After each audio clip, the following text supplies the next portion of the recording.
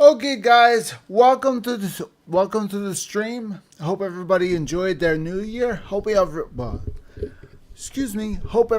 enjoyed their Christmas, and hope everybody enjoys the new year. It's getting awful late here, so I'm going to try my best to keep my voice down. So I'm bringing the mic closer to me so I could talk a little bit softer so I don't wake the whole house up. Because everybody goes to sleep early here, which is not me. So I have to be very, very careful on how loud I get. Okay, guys, so here we go. With today's live stream, I was going to touch base a little bit on myself and explain about the 4-hour video I did on Friday. Or Saturday, I should say, because it took me that long to publish it. But anyway, that was one hell of a video that turned into a major motion picture, for Christ's sake. That was really long. I didn't intend on it being that long. It just happened to be that long. So it's one of those things, I guess. Anyway, I'm going to get started and get this going, and then we'll talk.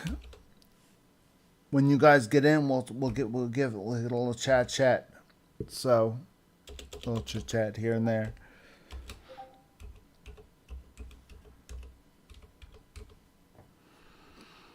Have a little chit chat.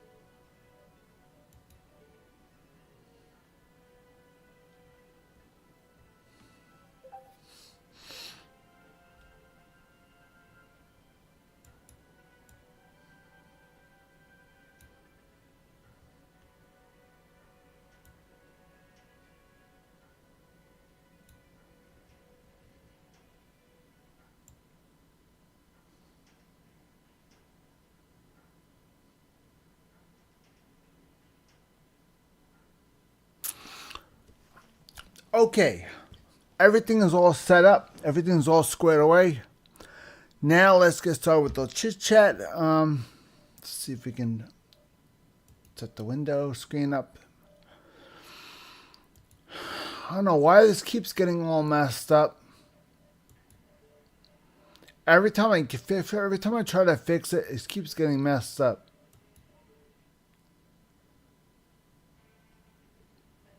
That's better. Okay, now let me fix my webcam.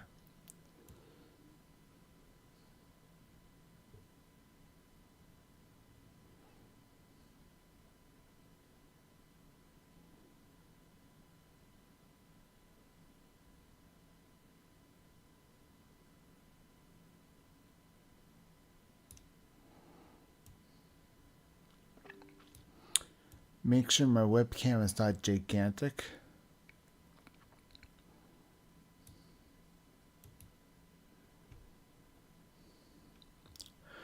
There you go. Okay, perfect. Hi everybody. I finally fixed the webcam issue, which was in the last video I did. I contacted the company that makes my program, and they sent me a patch to fix a webcam.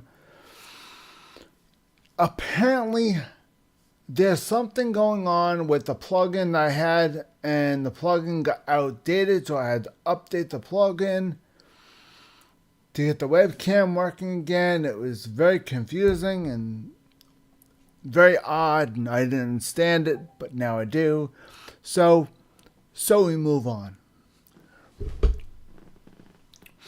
Okay, now we're working on MechWarrior Online.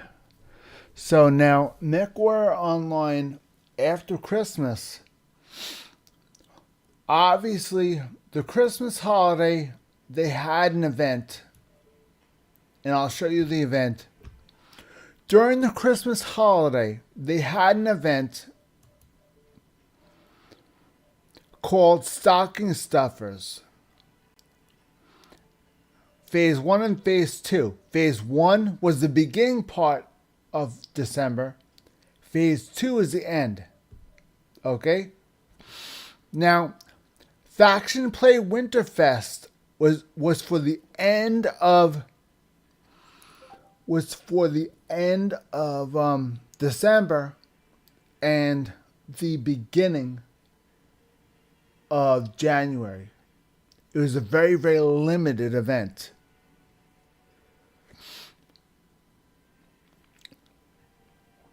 Okay, Stocking Stuffers Phase 1 and Stocking Stuffers Phase 2, that was only for the month of December.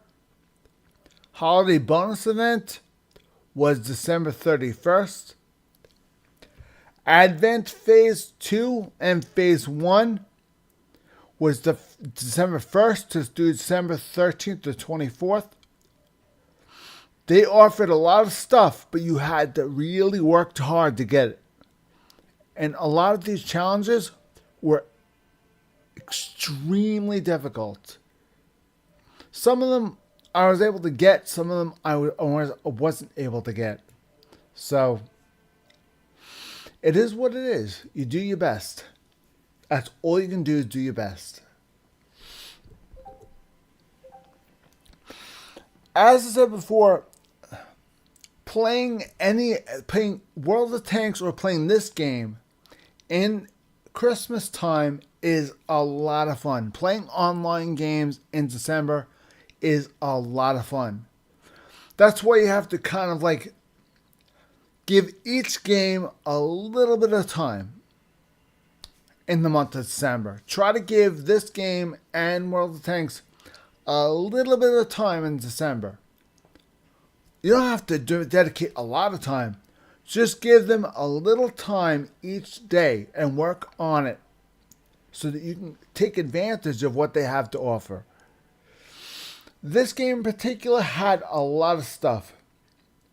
They gave you little things to put inside the mech. They gave you certain colors that are currently unavailable. They gave you war horns. They gave you other types of decorations inside the cockpits. They gave you a bunch of cool stuff. The one thing I haven't seen anything like they have in World of Tanks. In World of Tanks, they have camouflage that goes out with like, pictures and stuff. This game, they only have colors, and that's it. They have patterns. For example, in this game, they have something called a pattern, or camo. Now, this is what they have. See? Now, this uses the colors that you have selected. I have these three colors selected. The pattern I choose will show that version.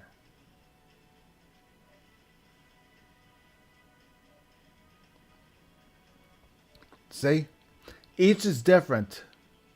So you really got to kind of like the pattern in a way.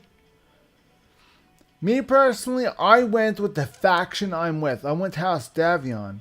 So I just went with House Davion. That's what this is. I mean, they have House Kurita, they have, House Leo. They have a whole bunch of other house patterns. Steiner, I mean, they got a bunch of stuff. For Russelhog, really do have a bunch of stuff. Personally, I went with House Davion's pattern because, well, house patterns are very, very, very expensive. So I got it for the Urban Mechs because I use those a lot. Unfortunately, they also cost a lot of money. Not virtual money, real money. You need to use Mech Credits, MC, right here. Yep, the yellow one. You need to use MC. MC equals real money. So when this game came out in the beta testing, I put in 20 or 30 bucks and decided to pick a faction and decided I was going to go try to get into that faction. Now, back when this game first started, and it was not MechWarrior Online Legends, back when this game was MechWarrior Online only, it was hard to get in a faction. You had to earn it. So I had to work my tail off to try and get reputation points at the time you had. And you had to earn your way into getting into the faction. You couldn't just apply and get in right away. You had to earn your way in. And I thought Legends would be the same way. Unfortunately for me, Legends is not the same way. Fortunate enough for me, the points I had saved up transfer into loyalty points. And now I'm like, I think I'm a sergeant, I'm not exactly sure. Let me see.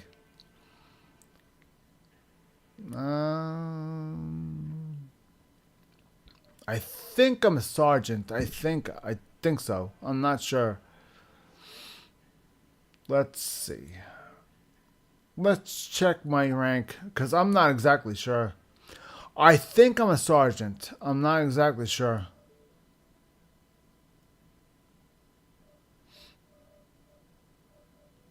Yep, I'm a sergeant. I think in order to get into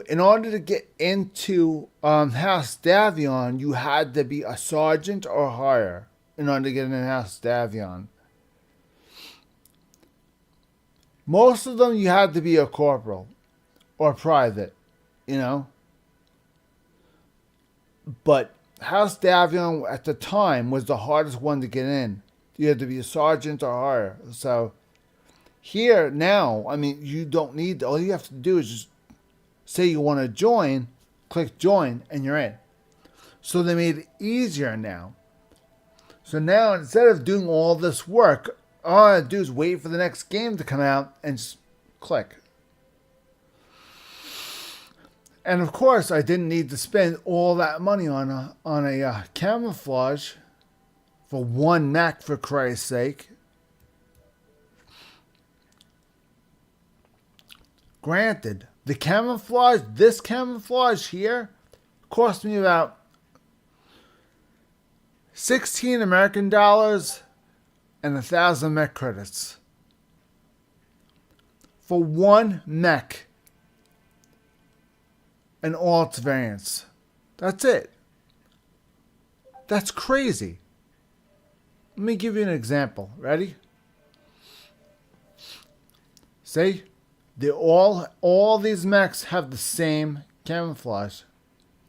The reason why is because I purchased that camouflage. And I also purchased flags. See the flags? I purchased those a long time ago. So if I ever went out into a battle, I carry a drop deck, and all the mechs with those flags are going in drop decks. As soon as the mech's stats are leveled up, a flag went on them. That was my way of saying, okay, this one's ready to go.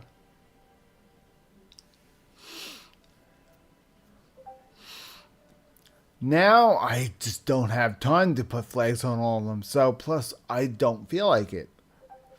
A lot of them are really good, but I would never take them on. I would never take them I would never take them on missions that needed to be drop decked because I don't feel the need to use them. Plus, I don't have enough drop decks. Back in the old days, drop decks were unlimited. Now, no. Now you have to pay for the drop decks. Let me show you an example. Ready? Mad drop decks. You have to buy a drop deck. It costs $16.95 of real money in order to get one drop deck. $16 real life money to get one drop deck. That's crazy. And meanwhile, I have 3 because this one was given to me for being a beta tester. This one I purchased in the original MechWarrior Online, and this one I just bought recently. So this one's gifted to me because they gifted this one to me for beta testing the game. That's how I end up with 3. So this one is mainly for long distance. This is kind of like a well-rounded drop deck. And this is your up close and personal drop deck. These guys are the guys that will get right in your face and break your face.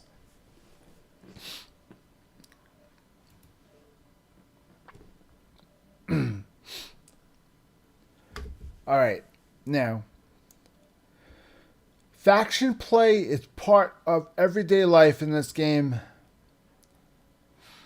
If you are a mercenary, you are a merc, you can jump on whatever side you want, but you have to make sure you have the mechs to play them. If you are playing on clan side, you need to make sure you have clan mechs.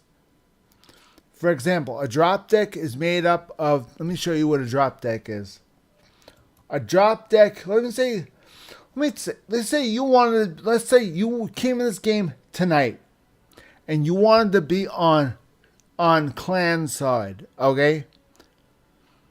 So you come over here and go to clan. Now, let's say you don't have any mechs. Okay. Trial mechs. All these mechs are trial based. You do not own them. You cannot change them. You cannot edit anything. You just toss these things in a drop deck and you could play. You do not need to spend money. They give you mechs to try out. But a lot of these mechs are there for a limited amount of time. You cannot change anything on them. Okay, guys?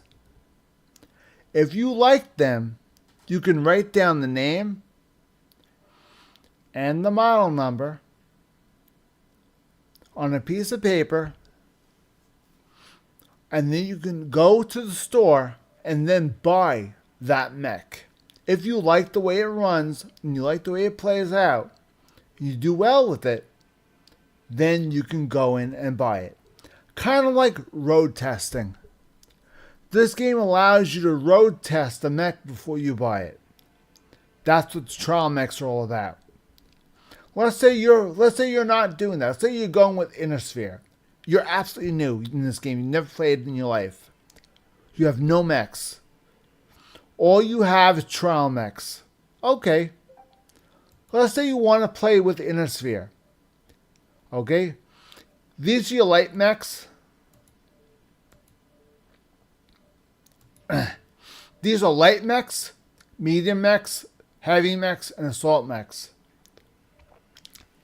Light mechs are mechs that are small, fast, lightly armored, and don't have a lot of weapons, but some, not all, can move fast. This one you see on the screen, this one moves very, very slow. Why do I have it? Why do I like it? Because to me, it's a challenge. I don't like playing games to win. I like playing games to give me a challenge. And nothing in this game is a big enough challenge than making that mech on the screen do what I want it to do. Not that that in itself is an impossible task. So, I personally enjoy taking this big challenge here, this little challenge here, and making it work. So, I did just that. The average speed of an urban mech is 60 kilometers an hour. I made this mech go 98 kilometers an hour. That's insane. There really is. Average speed. Wait, no, not speed. Wait, hold on. The average engine in the urban mech is 60 horsepower. 60. Only 60 horsepower. Engine I have in here is a 170 horsepower engine. That can give you a speed of 98 kilometers an hour. On a mech that is basically slow as anything, I actually got it to move fast. Not fast, but swiftly, we shall say. That's a safe bet. We will say it moves swiftly.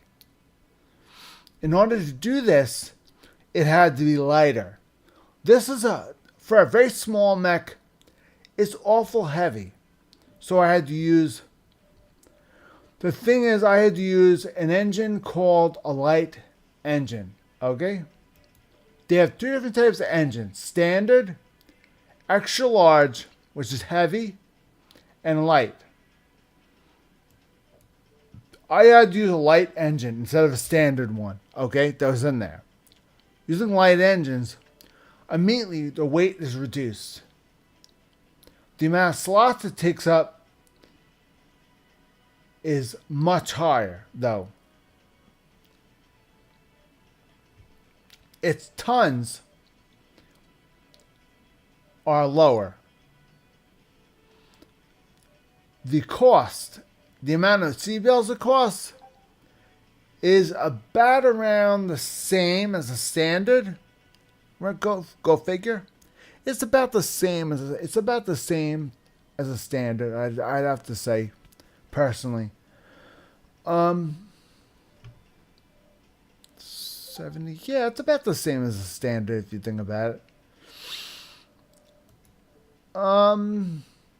Now, see, the thing is, the most important part about a mech is making sure you have enough armor in it so that it's not going to just blow up. So somebody sneezes on it, won't blow up. The amount of armor that's available to put on a part is here. If you have any tonnage left over, you can immediately toss that right into the armor if you choose to. if all your mechs and your other stuff is in, everything's done, and you could add and you have more tonnage left, make sure this is equal to this. If this is under this, then you want to add armor. Then go over here, make sure it has a number there. See right there? If we had any tonnage left, I would add armor to the rear. If I feel there's too much armor up front, reduce the armor. And see what I mean? Now you took one armor point away from the front and added it to the rear. That's what it's all about. Now, this is front and rear armor. This is a front and rear armor. This does not. This does not. That's basic armor. That's basic armor. This is front. This is rear armor. That's how much points you have available. This is how much you can fit on the mech in total. Okay? Now this is how many squares you have on this object here. You have 19 spaces available. 1, 2, 3, 4, 5. Armor, armor. 2 for the engine. And these are dynamic armor slots. You could put something in there, but if you do not put anything in there, then it can be used for the ferrofibrous armor. When you put ferrofibrous armor, whatever spaces are not used are used for the armor. So no space is ever wasted with ferrofibrous armor. Endosteel is a lot different from regular standard structure types. As you can see by reading what's on the screen, it says, made from lighter endosteel, weighing 5% of the mech's maximum tonnage, occupies 14 critical slots. These are the critical slots it's occupying. That's why it's a dynamic armor slot. You have to have 14 slots available for the endosteel. Okay, guys? 14 slots.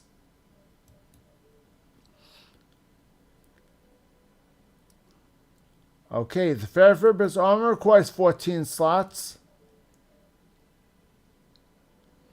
And the endosteel requires 14 slots. So we have 1, 2, 3, 4, 5, 6, 7, 8, 9, 10, 11, 12, 13, 14. 14 slots. Very good.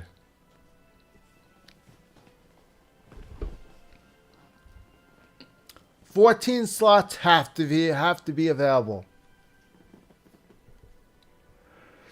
As long as you have 14 slots available, there'll be no error message up here. If you ever see an error, if you ever see a red triangle up there, do not save it. Left click the red triangle and check to see what it says. Okay, guys? Make sure you do not save it unless that red triangle goes away. So play with the settings. Like maybe you take the ferrofibrous armor off. Does it go away? It does go away. Okay. Now, is endosteel on? If the endosteel is on and the ferrofibrous is off and it works, That means you do not have enough free slots. You need free slots in order to allow, for example, see these right here? These slots are for the endo steel. These are for the fibrous armor. Understand?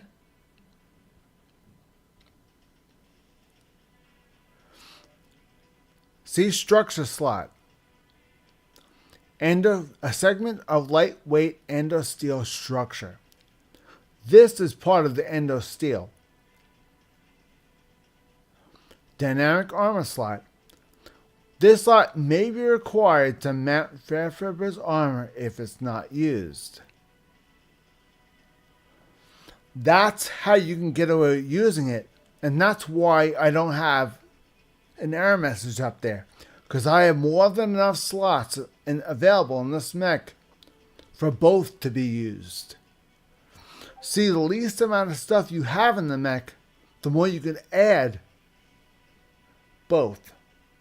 So you could put like a really big weapon in there and some heat sinks and all the rest. Add both, and then add whatever else you want because you have plenty of space. Add all your armor and you're good to go. Do things in order, okay guys? Always do things in order. First, set up your Fairfibrous and endo steel. Perfect. Then, take a look at these things here. And see what you want to add to the mech. How many you want to add to the mech, actually. This right arm can hold 3 ballistic weapons. Up to 3. Okay, guys? You can hold up to 3. Now, with a ballistic weapon, it's going to require ammunition. So, if you ever decide to use an Ultra AC-20, okay? Let's just say you want to use an Ultra AC. Come on. Let's say you want to use an Ultra AC-20, okay? Now, this weapon requires 10 slots and 15 tons. Now, let's say we had no Fairfibrous armor and no endo steel. So, and there's no other weapons on here. So, let's say we want to put an Ultra AC-20 in here. I'd say, yeah, we can. So,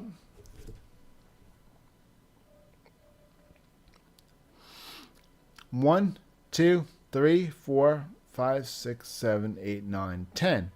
Ultra AC-20 would take up to here. Now you have to you have to have ammunition for it, right? You need ammo. So Ultra AC-20.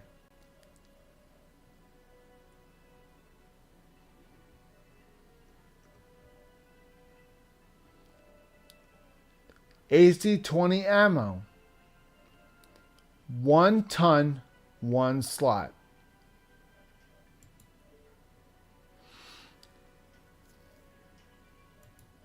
Wait.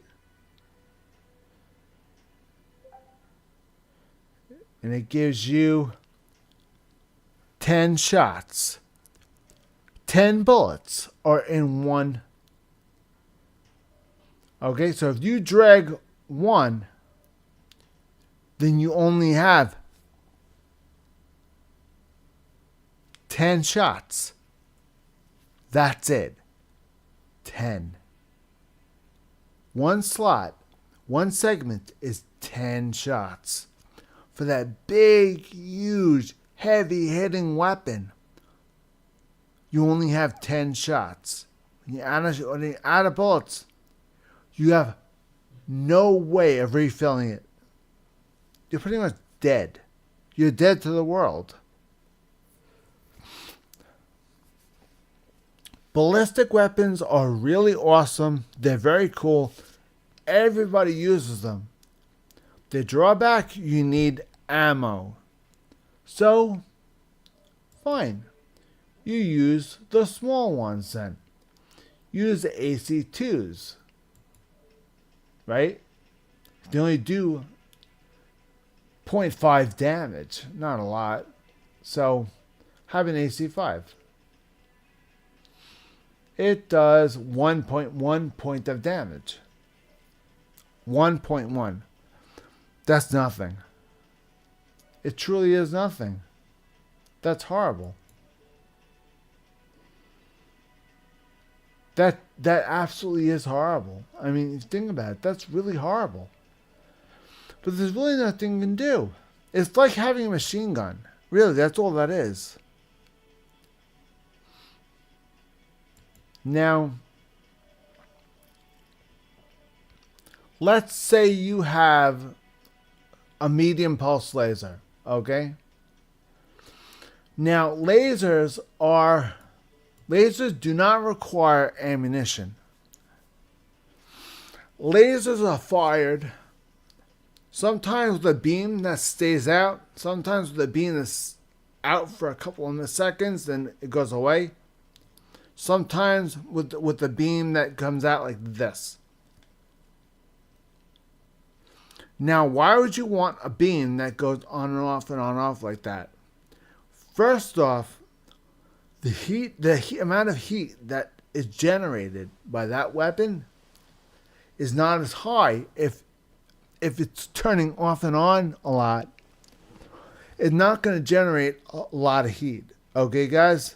The amount of heat it generates is going to be a lot lower. So you don't need to have as much heat sinks as you normally would. These heat sinks are only here because I'm basically trying to cover my touch. I mean, the lasers are all out. If I put anything here, I have to have ammo to cover it. So and the amount of heat sinks I wanted to take out, I don't. Let me put it this way. I don't need this one. Actually, this one's for this. I don't need these two, and I don't need these three. Actually, those X-Pulse lasers, yeah, I do need these 5. These 2 I don't need. I put those in just to be on the safe side, because the one thing you don't want to do is shut down. Because you shut down, you're dead in the water. You can't do anything. Of course, everybody goes, oh, the hell did it? Just override. Oh yeah, just override. That's all fun and good. So you override, shoot again, and the mech explodes. Good job, retard. You just blew your mech up. You just exploded the damn thing, and you're dead, and you're now dead with it. Good job, retarded moron. Doesn't take a rocket scientist to figure out that you done messed up big time. Don't be stupid. Never override. If it's getting too hot and needs to shut down, let it shut down. If you feel that you don't want to sit there and you're getting hammered on, you want to override it and get the hell out of Dodge, do it. Push the override button. Do not shoot. Under any circumstances, do not shoot. And get the hell out of there as quickly as you can. Get the hell out of there, far away from everybody else, and allow the mech to cool itself down. The override is so you can get the hell out of there and out of that situation. That if you have to use the override, that's what you use the override for, and only that. Do you guys understand? It's hard, but you really have to get used to it. You really honestly do. It's very hard. It's hard to get used to stuff like that, you know? Seriously.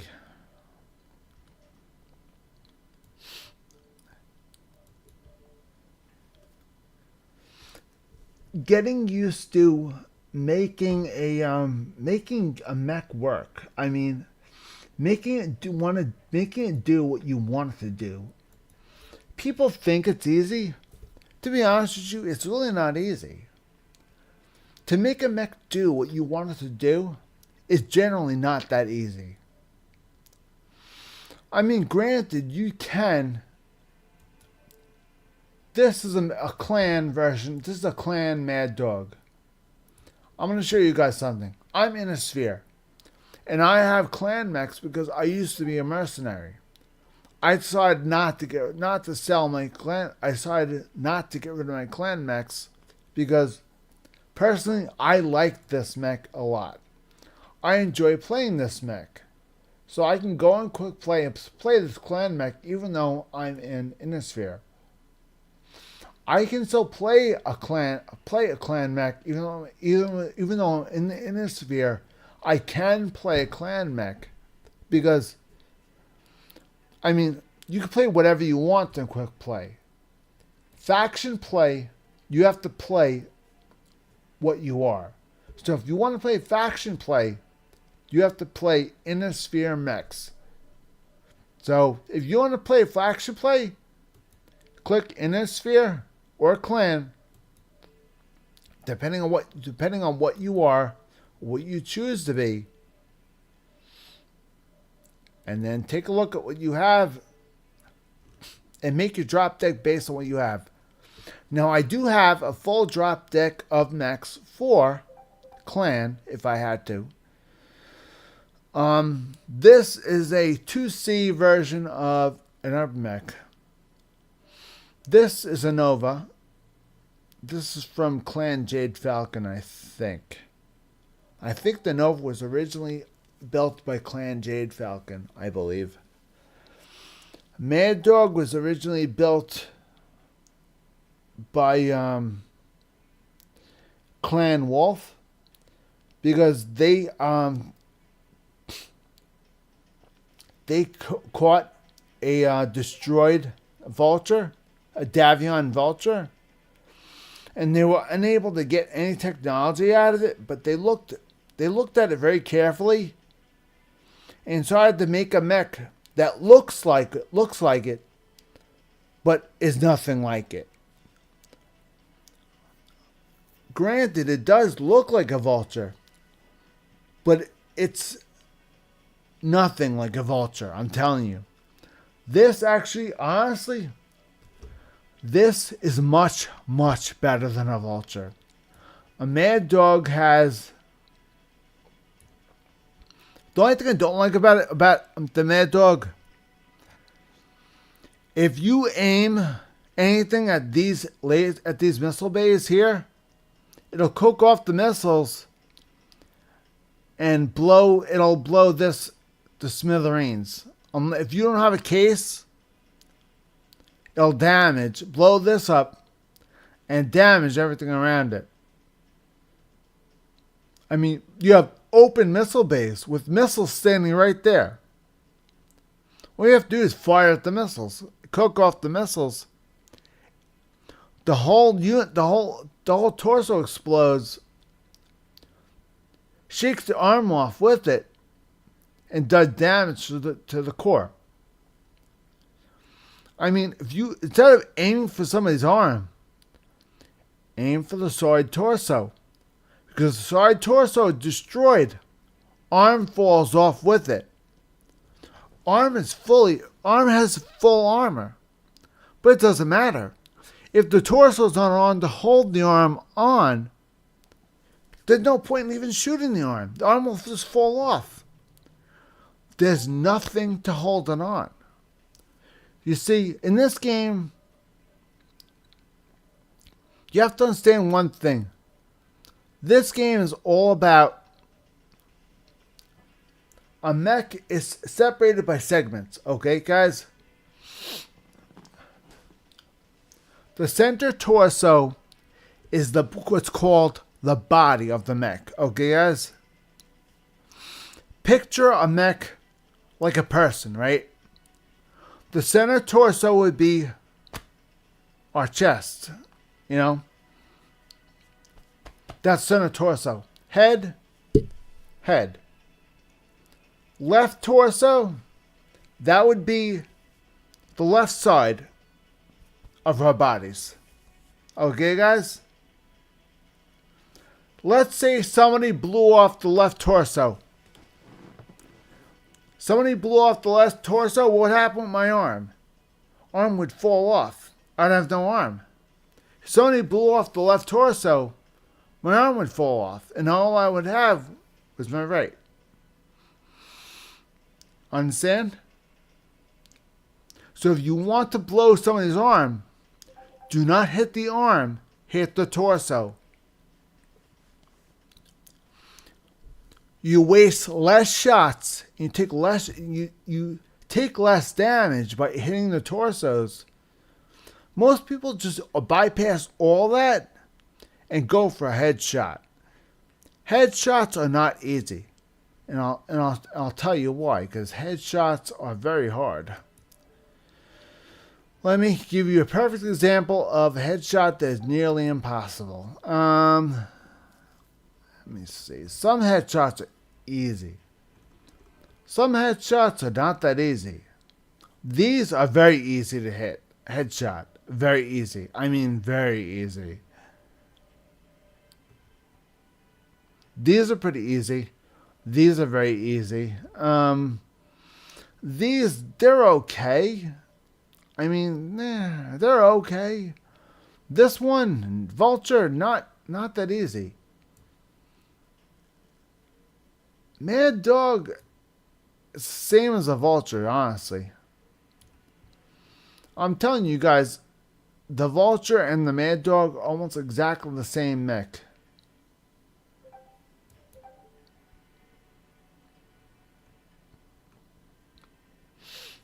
Let me see if I can try and do this.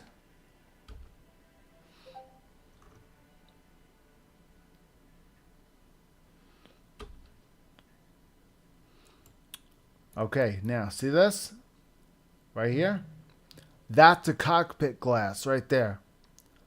If you take one shot at this, the whole mech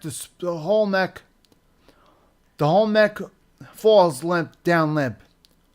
The pilot is behind that glass, behind the controls, operating that mech.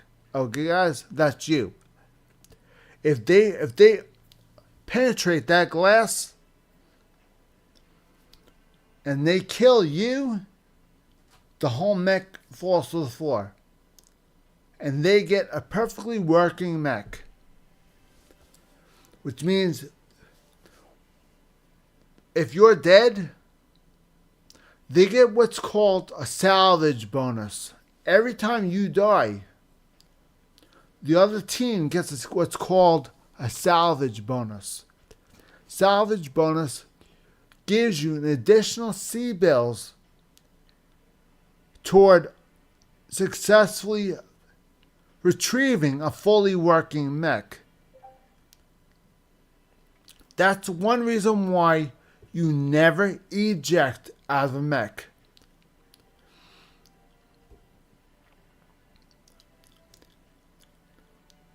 If you leave, that mech better be destroyed. If it's not destroyed and you ejected, you just handed them money. It's like saying, okay, I'm going to pay you money just because I feel like doing that. That's what happens if you eject. Never eject out of a mech. You're giving them this for free, for nothing. Why do you do that? If they're gonna kill all you guys, make sure the mech is done. Make sure the mech is not gonna function. If there's 5 versus 1, go down fighting. Do not eject and say, "To hell with this, I'm ejecting, I'm out, game over"? Congratulations, moron. You just gave them a fully working mech. You gave them more money than they needed. So, you gave them a mech that works, which means each and every person on that team is going to get a salvage bonus.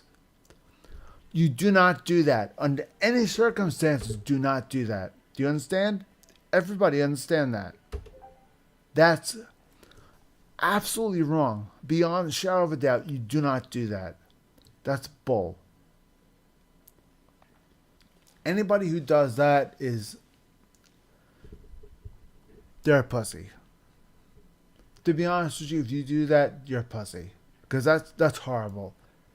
You do not give somebody a mech you worked this hard to get. Anybody who works hard and buys the mech with these has to work very hard to get this. Okay, guys? You have to work very, very hard in this game to get C-Bells. C-Bells just don't appear in your garage unless you buy them. And as far as I know, most people are not wallet warriors. Mech, of course, you buy mech credits. That's different because mech credits get you things you can't get with C-Bells. For example, if you want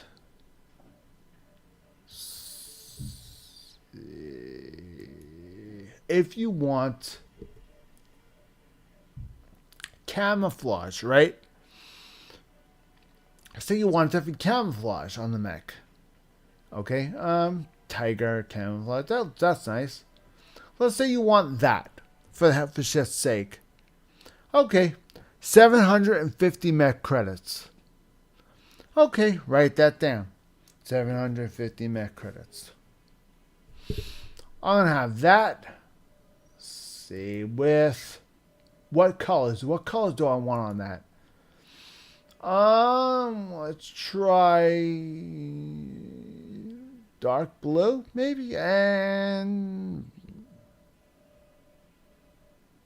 maybe some red. Not bad. That might work. So dark blue and red. So that would be 1,000 and 1,000. Okay. 750, 2,750. Which means I have to purchase with real money 2,750. Okay. Click Purchase MC. I'm going to show you guys how to do this. Ready? I'm not going to do it, but I'll show you how to do it. Okay, this is going to pop up. Show you what your current balance is. Now we needed 2,750. That's 2,750. 3,000 would just about cover it. $14.95 US dollars.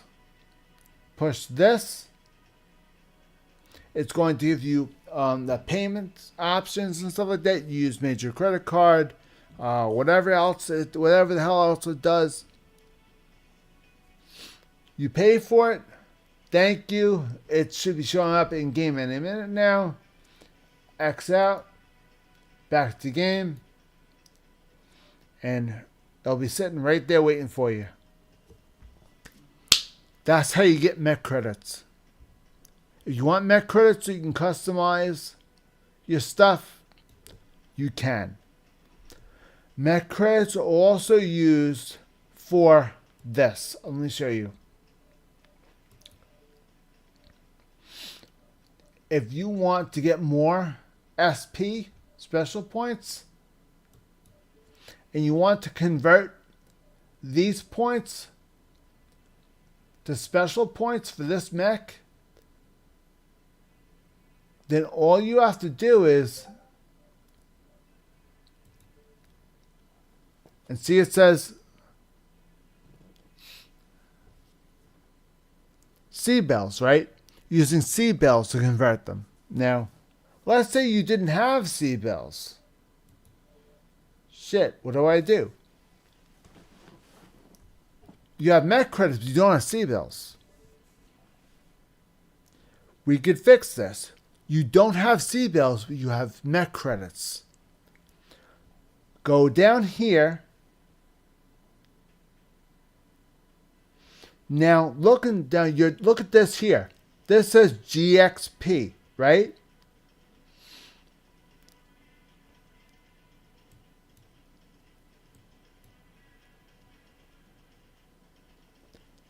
Convert your XP to general XP. Let's say this mech is done, which this mech is done, see? Say you wanted to convert all this XP to general XP. The general XP I can use for every mech I own, not just this mech. So I can still play this mech, generate XP with it. When I get XP, all I have to do is use the mech credits to convert it over to general XP. The general XP allows you to use C-bills to convert that general XP over to XP for that particular mech. You want to convert anybody who has the little wings here, any mech that has this here, it looks like this, that has XP sitting here, you want to convert that general XP. You want to convert that over. You want to try and convert that over if you can. Now the thing is, I don't have enough mech credits to do so. I can't even show it to you guys. I only have 23 mech credits. You need a lot more than 23. If I purchase mech credits, I'd be able to show you guys. Maybe next time I will purchase a bunch of mech credits and will show you guys how to convert them over. All I'm telling you guys is that you push convert XP to general XP, push it, and you put down how much XP do you want to take off this mech and convert it to general XP. Okay, you set the amount. Okay, I want to take this amount off this mech. I want to set it directly to general XP. It's going to cost 65 mech credits. Okay, I have 65 mech credits. Okay, transaction push, transaction complete. So that amount of general XP gets added to this, reduced off of this. The amount of mech credits you have to pay goes here, convert to general XP, and boom, it comes off here, onto here. This amount's taken off your balance here. End story. So even if you have mechs that are fully caught up like these guys are, you can still play them. But make sure you have mech credits, because otherwise this XP will sit on them and you're never going to get it off, because you need mech credits to do so. Okay, guys? C-bills can only be used to pull XP and convert it to special points. Special points are what's used to equip skills.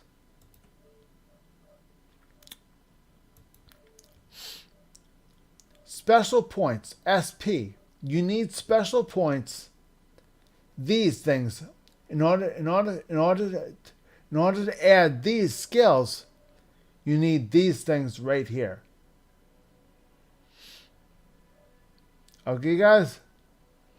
Right now, this mech right here is maxed out. I have 91 skills. 91 skills is the max this mech can hold. So, I can't add any new ones. I'm not allowed to. I can try, But that automatically takes, by trying, it takes skills off of, automatically removes. Every time you add a skill, it takes a skill off that you originally put on. That's why you need to make sure,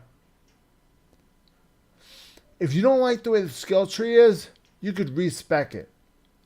Push this, removes all the stuff from the mech, puts it all back in your SP. Okay, guys? And then you could redo the entire mech from scratch. If you don't like the way it's running, you could easily redo it by pushing respec skill tree. Removes everything from scratch and respec all of it. Now, special points.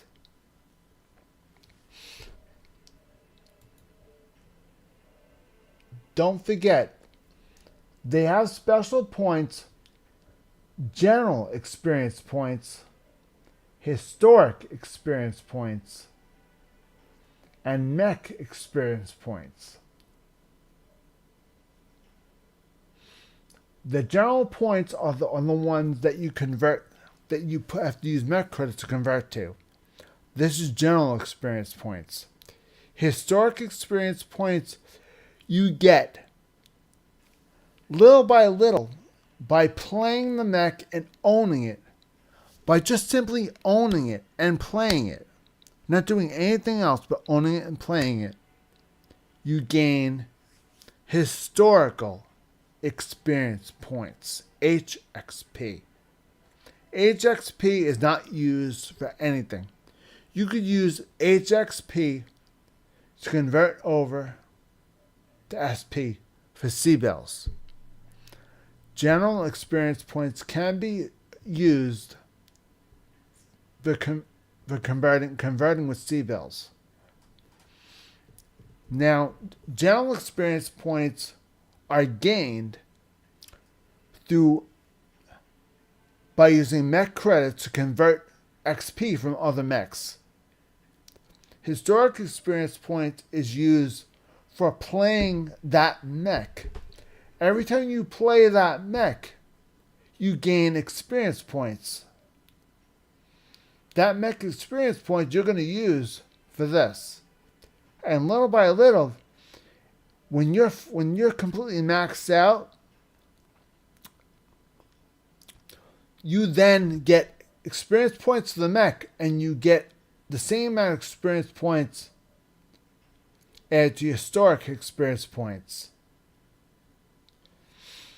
It's almost like you get double XP. When you get a double XP weekend, and they say, okay, this weekend, all mechs will get double XP. What that means is that you're going to get experience points, and you're going to get the same amount of experience points put in your historical experience points. Double XP weekend, which means that you're going to get normal experience points here and double here. Got me? With me so far? It's nighttime. My brain's not working, and yet I'm able to explain this to you. How? I have no idea. I've been playing this game for decades, so bear with me. If you're with me so far, great. If you have no idea what I'm talking about, keep listening. It gets better. Now, we are a loyalist. We are not a clanner. So I am going to show you guys some Inner Sphere stuff that I do know.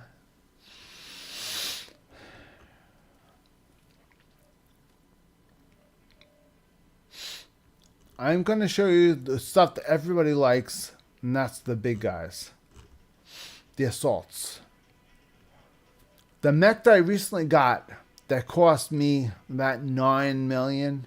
Yeah, 9 million C-Bells.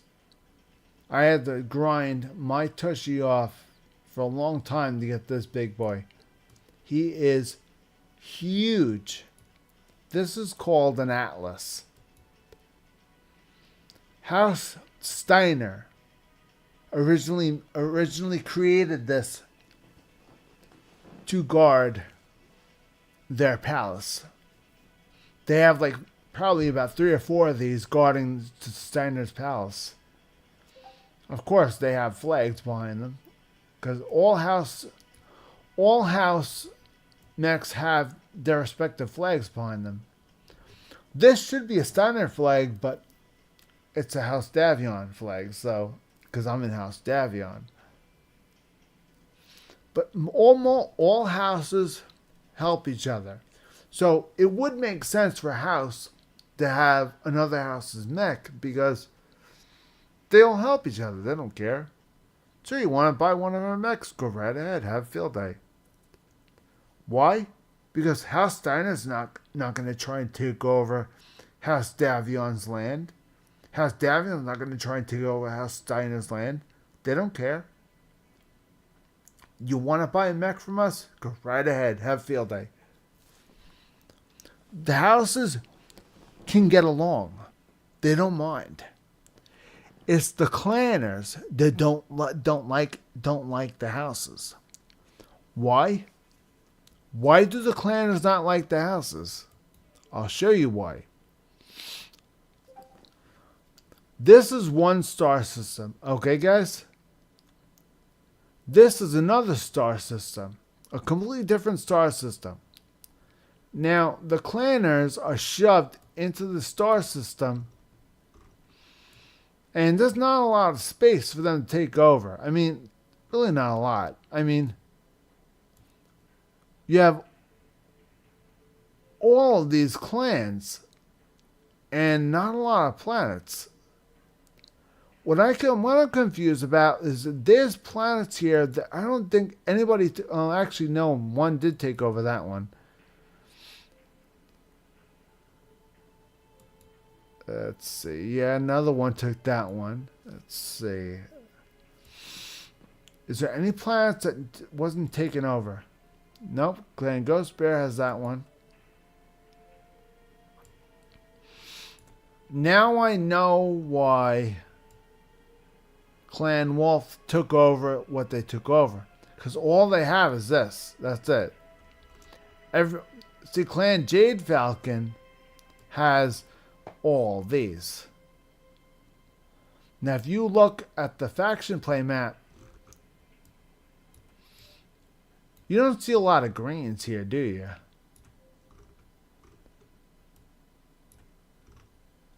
Actually, no. Clan Ghost Bear. Clan Ghost Bear. Clan Ghost Bear.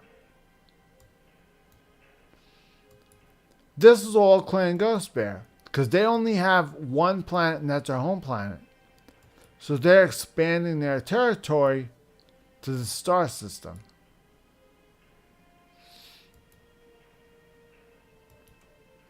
See? That's what they're doing. This is all Clan Ghost Bear. This is the planet they're currently having war with. This is the planet that they're currently having issues with. So, House Marek is trying to get this planet back from Clan Ghost Bear. Now, if you're a mercenary, it might be a good idea to jump in the game and try to help out House Marek, because they're trying to take this planet back. And if they win enough battles, they will get this planet back. So, I mean, it's all about, do you enjoy playing this? Do you enjoy seeing this house around? Because think of it this way. This house will go away completely. House Marek, their house will go away completely.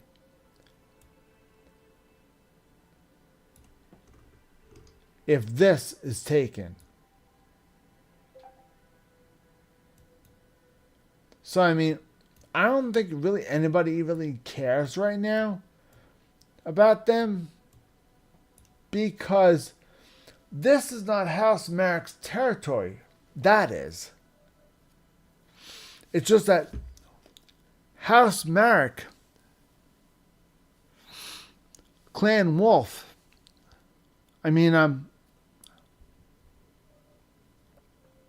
House Merrick, which is this right here. This territory originally belonged to House Merrick. Okay, guys, that's this one right here. Clan Ghost Bear went on a complete tear and completely took all the stuff over from House Merrick. Now, from this house right here, Draconis Combine, I think they're called something else, but really, in reality, this is the Draconis Combine. That's what these are.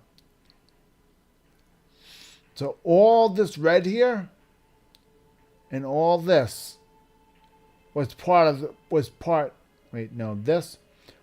this was part of the Draconis Combine. It was all red at some point. House Merrick joined in when this house was trying to take the land back. House Merrick decided to jump in and assist. But because there was no members of House Draconis Combine to assist them, House Merrick ended up taking this from the Draconis Combine. So the houses are not taking land from other houses. They're trying to help them get it back. So in reality, this land here should have been red. But because there was none of these guys online, because none of them were ever online, the land went to the house that helped take it over. So in reality, that's land that the house will never get back now. Of course, unless the house decides to grow a pair, come online, and take their own land back from the clans. If the clan take that land over again from Merrick, then it's off to the Draconis Combine to come back in, log in, and help them. Because if the Draconis Combine keeps pulling what they're doing right now, they're going to lose everything. Because, think of it this way. Free Rustlehug, right? This is Free Rustlehug. Their lands look like this. Free Rustlehug Republic has these and those and those and those. That's it. That's Clan Wolf. That's Clan Jade Falcon. Yeah, I'm dead serious. Oh, and this is probably another one. Nope, that's House Steiner. House Steiner jumped in and tried to help Free Rustlehug Republic.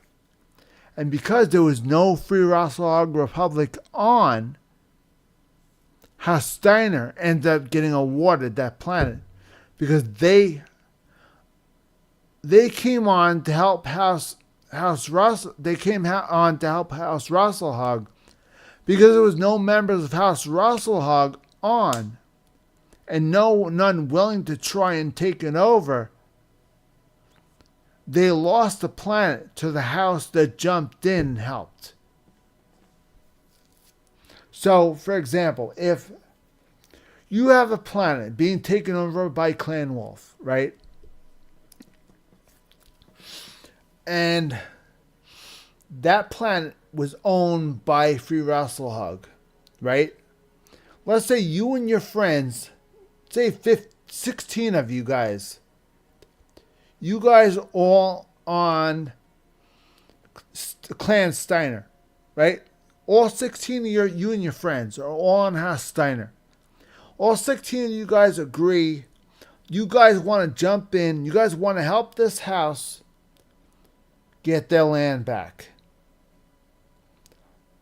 That's a very honorable thing. You know what? Houses do that. Houses will jump in and they will help try and get their land back. So they can go and chat and say, okay guys, we're going to help you guys get your land back. How do you think of that? You get no answer. So you say, you know what? We're going to help you get your land back. Fine. We'll do this. So you jump in, you guys go through all the BS of trying to get the land back. The planet transfers over the planet then transfers over to House Steiner. Why? Because Free Rasselhag was not online. They chose not to be online when their territory is being taken over. Because they chose not to be online, another house got awarded that territory. Frustrated yet? You should be, because that is very, very ridiculous. Unfortunately, that's just the way things go. That planet belongs to Free Rasselhag. If another planet tries to take it over, it's up to Free Rasselhag to set it all up and make sure that everything's going to be just fine. Make sure that guys, okay guys, we need help. We're trying to get our planet back. Who's willing to help us, mercenaries or loyalists? Who's willing to jump in and give us a hand? Thank you very much for your assistance. We really appreciate it. We really would like to get our planet back. Thank you. A member of the house would say that in chat. And all the loyalists and all the mercenaries will jump in and lend a hand. When they get 16 members on the Inner Sphere side and 16 members on the clan side, 16 and 16, then you'll launch. You will not launch unless you have 16 on both sides. Okay, guys? That's the way faction play works. Now, we can push launch. We're just going to see this. And that's it. Why? Because there's only 14 and 10. 14 and 10. Now, think of it this way. This is not Marek's territory. This belongs to Draconis Combine. We're helping House Marek get a territory back that doesn't belong to them. Why?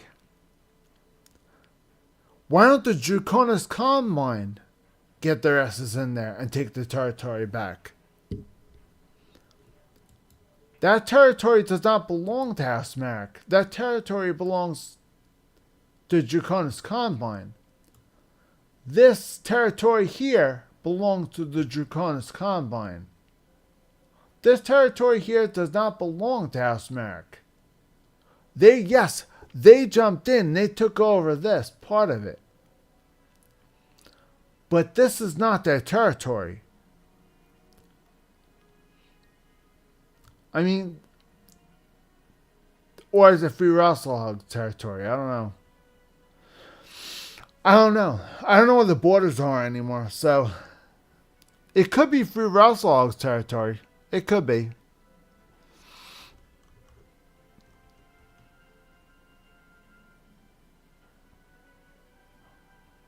Yeah, it could be. It could be, and I'll tell you why. Because this here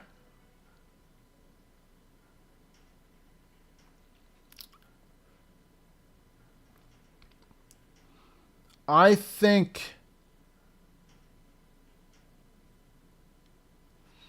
right here is I think right here is the border between Free Wrestle Hog and Draconis Combine. Right here. So the clanners decided to take over right here. Because I know Draconis Combine and Free Wrestle Hog Republic, there's not a lot of people in both of those clans. And quite honestly, those two clans, people really could give two shits about them. So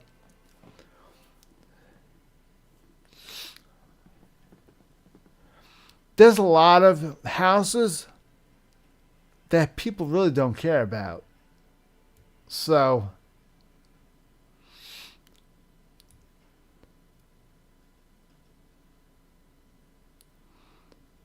House Merrick, they're very active. So this house is always very active.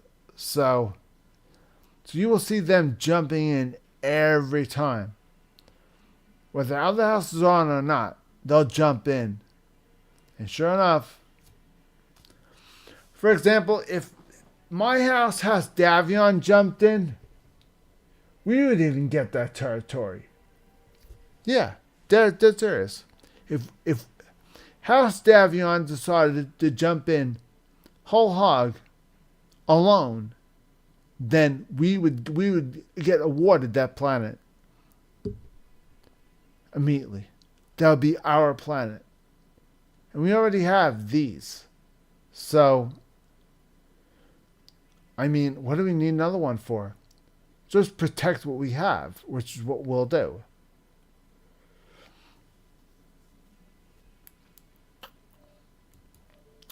That's basically the way faction play works. Okay, guys? It's not very confusing. If you're familiar with the Battletech universe, remember the novels from like maybe the early 80s, late 70s? The novels, I think there's like 150 of them. Whole big, huge story from start to finish.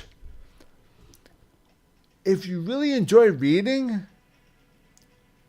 read the original Battletech novels. Battletech, okay, guys? Battletech. Battletech Universe novels. I don't know who wrote them. I can find out and do another video on it and try to find out and try to find one of them and show you guys what they look like and where to get them. But the original Battletech novels, if you could find them, it's a really good read. I think there's about 18 books. I'm dead serious. 18 novels. I think it's about 18 novels in total. So it's a really, really good read. It really is. It's a read I enjoyed reading. So I generally enjoyed reading it a lot. So it's really, really cool. So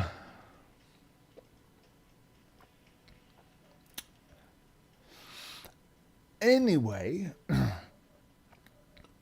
when you're logging on, the one thing you have to look at is, okay, are my drop decks done? Let's find out. Wings. Remember, the wings mean that the mech is done.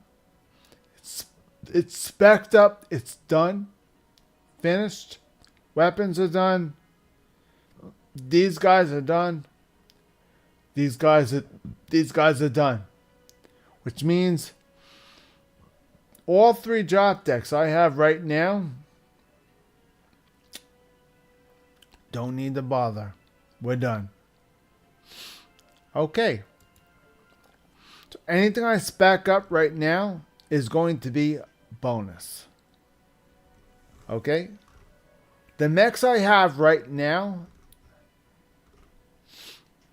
I don't need the ones I don't need right now, I don't even really need them. I can sell them off and just keep the C-bills. But if I like them, the mechs I have left, they didn't spec up, I'm going to play them often.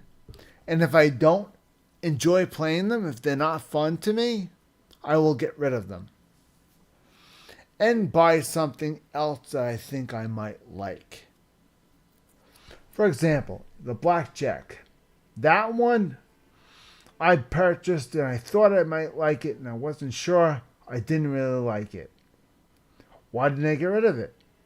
I didn't get rid of it yet. I decided, let me wait on that. Let me try. Let me just continue trying. Okay, guys? I'll give it the benefit of the doubt. The one mech I really didn't want to give it my best shot, that I really didn't care for, was the Enforcer. I purchased this one, and for some reason I just didn't like it. Then I tried this one. I figured it might be nice to have some missiles in there. No. I figured, add some missiles, some ballistic, a little bit of everything, sort of, no. Sounds like a bounce well around type of deal. So I could pick and choose what I want. No. I'm not really liking it. Now, this one was really balanced. This one had 2 ballistic hard points, 4 energy hard points, no missile hard points. This one has missiles. This one doesn't. So I figured, okay, so let's get this one, and this one, and see which one's better. Honestly, I don't like any one of them. I don't like any one of them. I think they all suck. So, I have a decision to make. Do I get rid of one or all 3? And if so, what do I replace them with? So,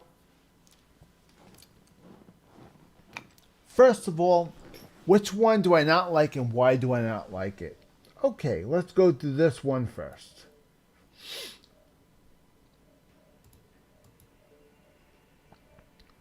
Now, this one I did not like. I liked it at first because it had 1 hard point for ammunition weapons. So I put the ammo in the hard point for the AMS and in the legs. So an AC5 is in the right arm. And I have cases on all 3. Well, cases in here. And I didn't put cases in here. Stupid mistake, of course, on my part. That's fine. Now, I have 3, 4, 5 lasers. 5 lasers on a mech. Any weapon that requires no ammunition is always a good thing. Trust me. But lasers and anything generates heat. Look at this chart. Under damage, it says heat. The heat index is 3.8. Cooldown is 3.6.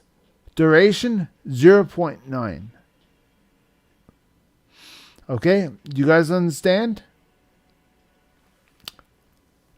Okay, it dishes out 3.8 points of damage. Its cooldown period is 3.6 seconds. 3.6. It takes 3.6 seconds for the weapon to be absolutely cold. Then, only then, your mech can start getting cooler. So, 3.6 seconds after you stop firing, the mech will finally start to cool down. That's a lot of heat. Think about this for a minute. Firing the laser. Stop firing. 1, 2, 3. Now it finally starts to go down, the heat. That's a long time. Let's say you decide to keep firing. Constantly firing. You're about to overheat. Oh my God, I finally stopped. 1, 2, you're getting pelted. You can't wait any longer. 3, oh my God, it's finally starting to go down. You're getting pelted. You're almost going to die. What do? You push the override button. Oh, this is awesome. I can override it. Fine. You keep pelting the guy. He finally dies. As soon as he dies, your mech explodes. Nice job. You took him out. You're dead too. Why? Because it overheated. And when it overheats, the whole mech explodes. That's why you never use the override switch. Ever. I don't care what you guys do. I don't care what you say. I don't care what the excuse is. Never use the override. If you use the override, you run a very serious risk of blowing the entire mech up and you with it. Very stupid. Very stupid. I've seen so many people pull that shit and I can't stand it. I'm like, why? Why do you do that? But if you have enough heat sinks, you might be able to get away with something like that. Because if let's say you have all heat sinks in here. Let's say you have let's say this thing requires 3. Right? And you have 4 in here. It's going to go down a little faster because you're over by 1. Now, let's say just in case it overheats, and you want to push the override button, and you want to make sure it goes down quicker, you're going to try and put in at least 3 additional heat sinks into that mech before you do that. If you want to push the override button, make sure you have 3 additional heat sinks, more than what the mech requires. 3 additional heat sinks. Double heat sinks, not single. Double. Okay, guys? This needs 3. 1, 2, 3. I have 1. If I push the override button, I'm not taking as much of a chance. It will go down, but not quickly like it should. So, for example, on the board that has the lava and all the red hot lava, it will go down extremely slow, but it will go down because I have 1 extra than it needs. Okay, guys? Let's say if I took this mech out right now on a snowboard, with those 4 heat sinks on there right now, it will go down significantly low, very quickly. Let's say I overheated it. I pushed the override button instantly. And I fire maybe once every 6 seconds. I decide, you know what? Fire 1 shot every 6 seconds and allow it to go down. But once in a while I'm running away, pelt 1 shot at every 6 seconds. This way allow it to go down and still shoot. You're shooting back still. You're not just running away or you're not standing there and not doing anything. You're just one shot every 6 seconds just to figure, okay, give it 6 seconds to catch up and give me a chance to run away and find cover somewhere. Anywhere, I don't care where. Find cover. The thing is, you need to be smart in this game. When you can't just throw stuff in the mech and take it out and play. You have to figure, okay, what does this mech need in order to survive? The way I have it situated right now, this mech needs 3 double heat sinks minimum. The way I have this up right now, minimum of 3 double heat sinks. Standard. Minimum 3. I put 4 to make it go down, to make the heat go down quicker. I put 4. So instead of it going down slow, it'll go down a little faster. If I put in 5, it'll go down a lot faster. So again, the more heat sinks you put in, the faster it goes down. And if you put heat sinks here or here, and it's a snowboard, the heat will go down so fast you won't believe it. Keep this in mind. I want you to keep this in mind. The board you go on will affect the heat of the vehicle. It will affect the heat of the mech itself. Okay, guys?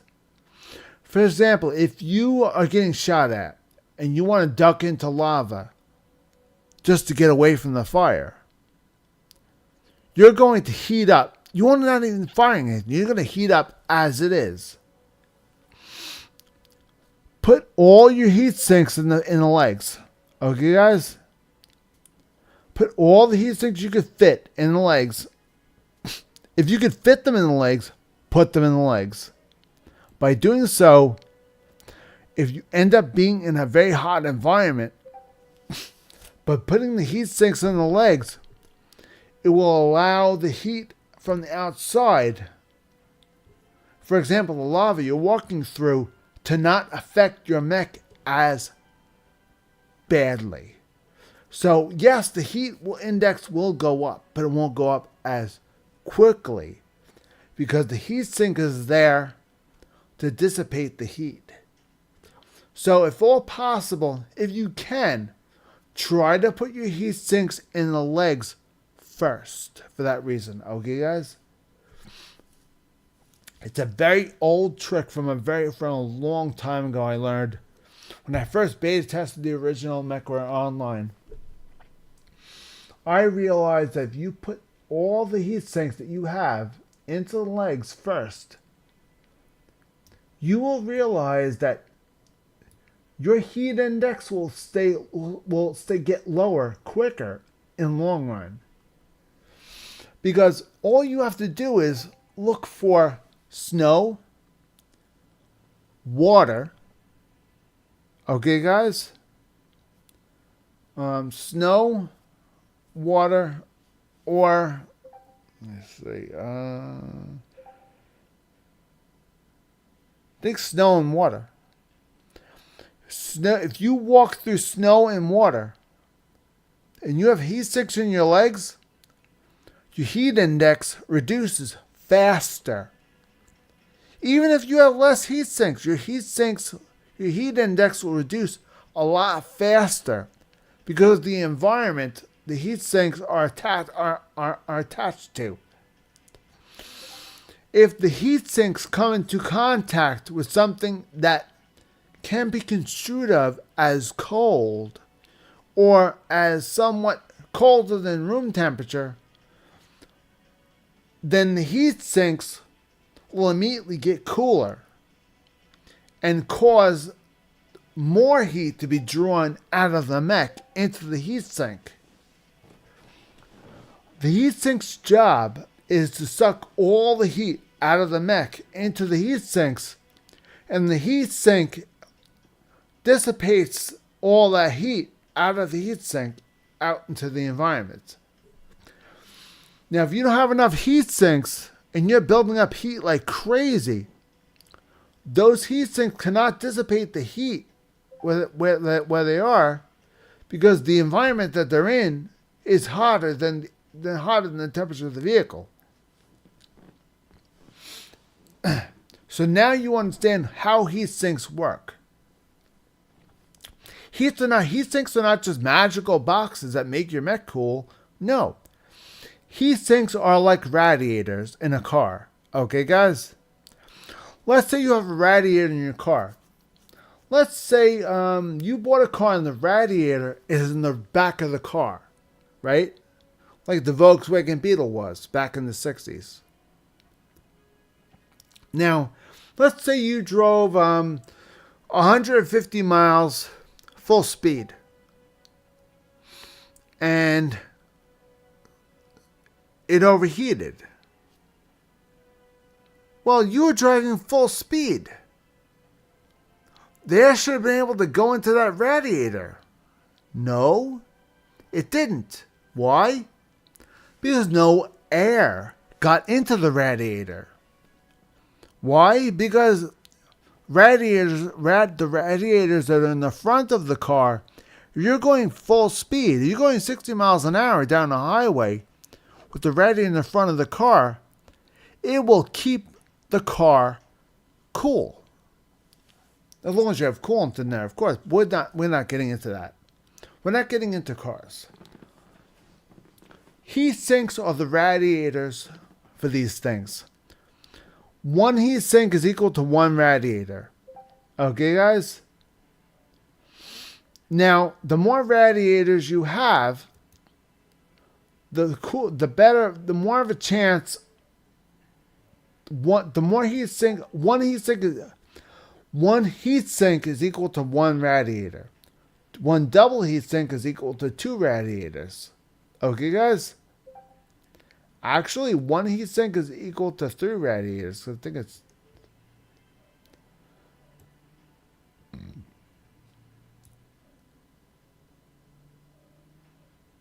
Yeah, well, one heat sink is equal to 3 slots. So that's... Okay. One heat sink is equal to three radiators. So right now, this mech has 1, 2, 3, 4, 5, 6, 7, 8, 9, 12 radiators on it to try and keep it cool. Okay, guys? This has 12 in total.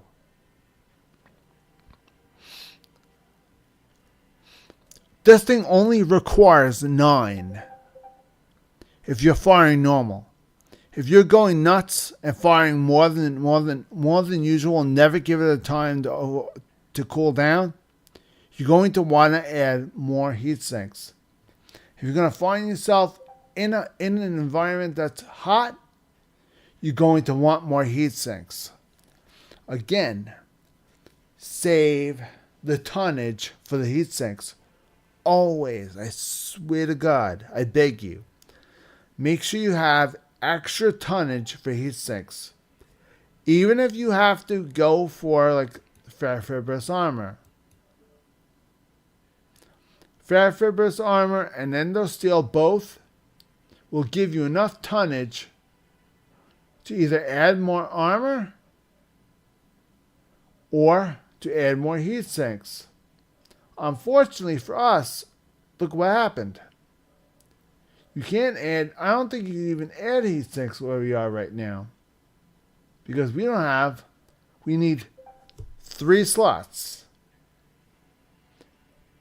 Now, in reality, there's 3 slots right here, 3 slots right here, and 3 slots right here.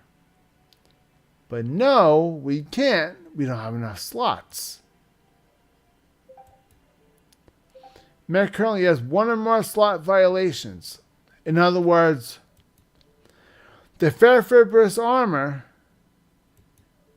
there's not enough open slots to fit the ferrofibrous. There's enough slots for the endosteel. but there's not enough slots for the Farefur Burst armor. So you can either put one or the other. You can't put both. So, for example, the Endo Steel is using this, this, and this, and this. This is empty. So you can put something in here if you want to. So right now we only have 5 empty slots. We need 14 in order to put the Farefur Burst armor in. We only have 4. So right off the bat, we have a problem. So, no, 15 right there. Okay, so we only have 15. So there's a big problem right there. We can start stripping stuff out of here, but why? Why bother stripping stuff out of here if you don't need to? Now, we're under tonnage. Make sure you can't do anything else, can't add anything to it. Make sure the armor is zeroed out. Make sure everything is zeroed out. See, available 0. Available 0. Make sure everything has zeros under available.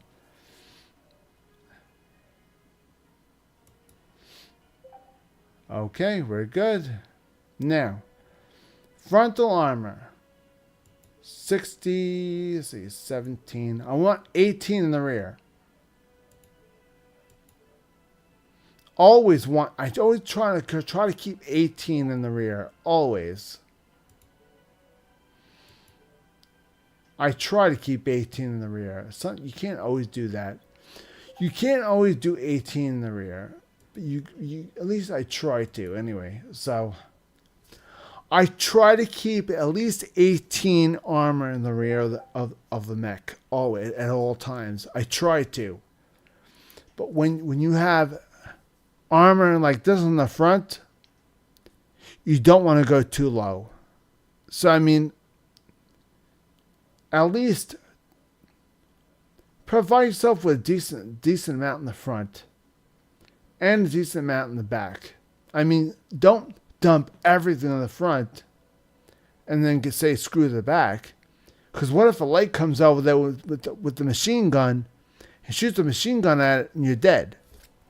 This big, huge mech is dead by a light with a stupid machine gun. All because you were stupid enough not to put armor in the back. You have to make sure that you have enough armor for those goddamn lights that decide to do back strikes. You got to make damn sure that those goddamn lights are going to give them, you're going to give them a hard time. Because you know what? If you don't, you're stupid. Because I'm telling you right now, it's going to happen. I've been backstroked. I've been backstroked by. I've been attacked by so many goddamn lights from the rear. I just got so sick and tired of it. So I was like, you know what? Screw this. I'm going to make sure that there's a certain amount of armor in the back, as well as the front, even if it means putting in less weapons and less ammo. Even if it means, if you don't have any weapons that require ammo and only lasers, you're going to use larger lasers but less of them. Get me so far?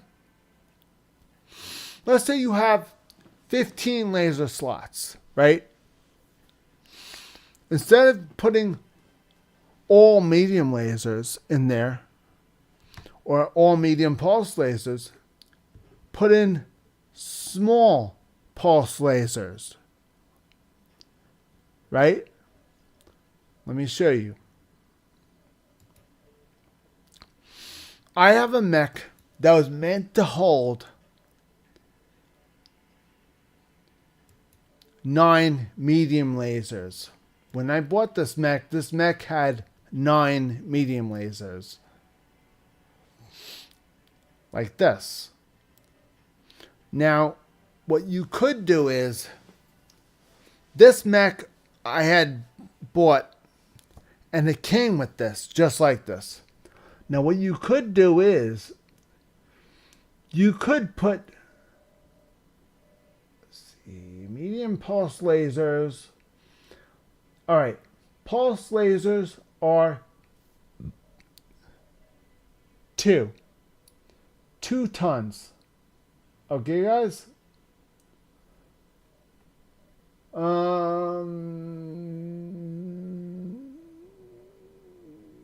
Medium pulse laser. Come on.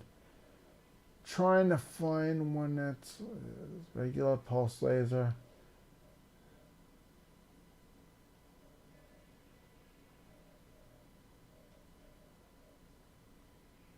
Your medium laser, medium X pulse laser, small X pulse laser. Where's the medium pulse laser? Here it is, medium pulse laser 2. So, okay, so let's go to small lasers. Small laser, 0.5. Okay, this could work. How about small pulse laser? Small pulse laser is 1. Even better. So why don't we try this? Instead of all these medium lasers, why don't we try using pulse lasers?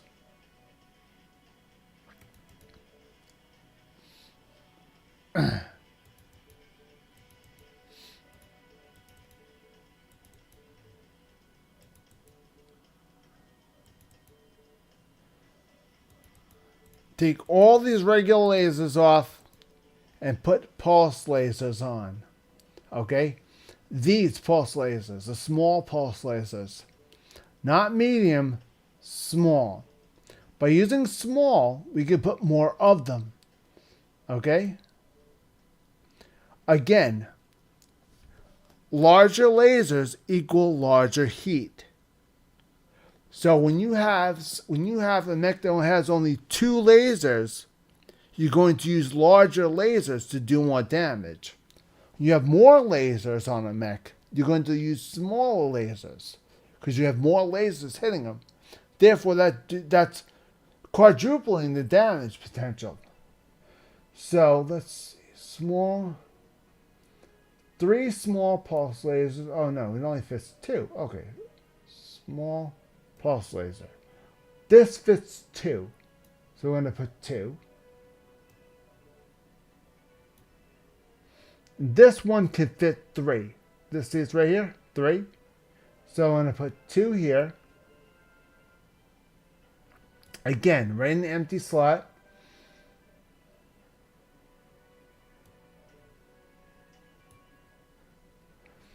Okay, 1 more.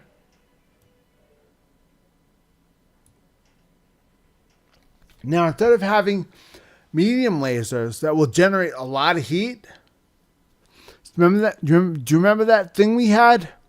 That warning, the heat warning? It's gone, isn't it? You know what that means? That means you can have them all fire at the same time, hold the button down, and it won't overheat. Pulse lasers. More of them. Fire them all at the same time. You will not overheat. See? No chance of overheating. There's no warning. Now what we do is we go to weapon groups. Whoa. No. Save.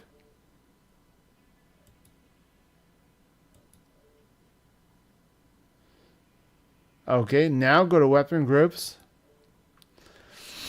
Now we're going to make sure that every single laser goes on the first one.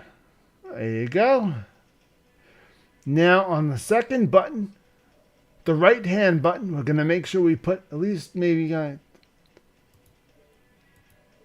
2, 2. We're going to put 4 in the second button.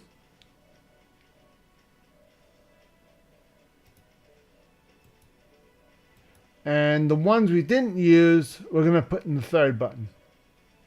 I have 6 buttons on my mouse. I have no intention of using the others, but just in case I need options, I have options set. I have a 6 button mouse, so with this game, it's good to have a mouse with a lot of buttons for this reason. All right, save it, and then you should be good to go. All right, now you want to test it out? Fine. Enter testing grounds. Now,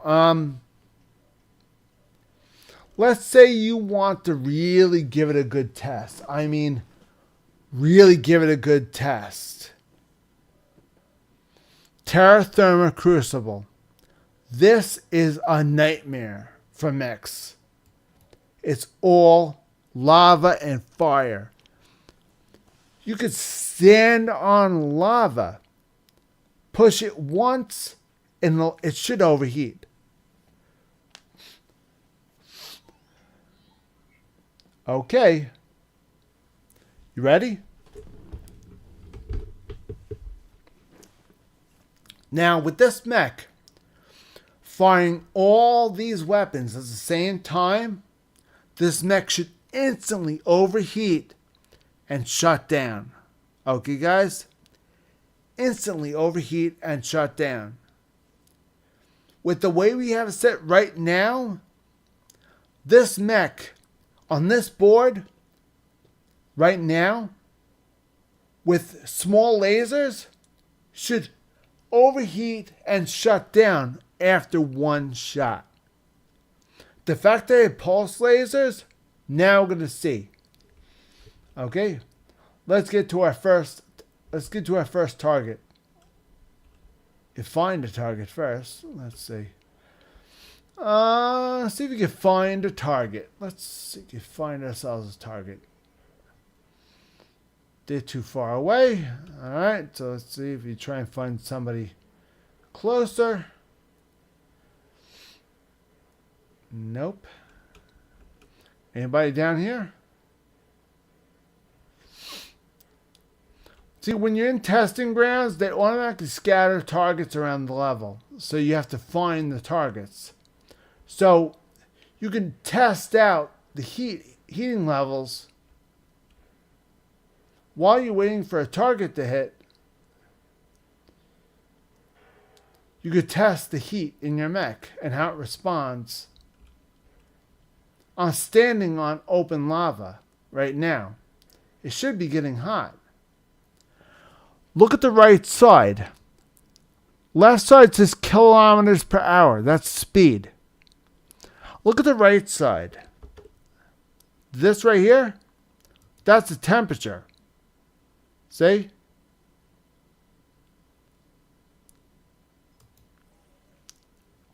This is what my current heat is sitting at. He's standing on open lava and his heat is at 0.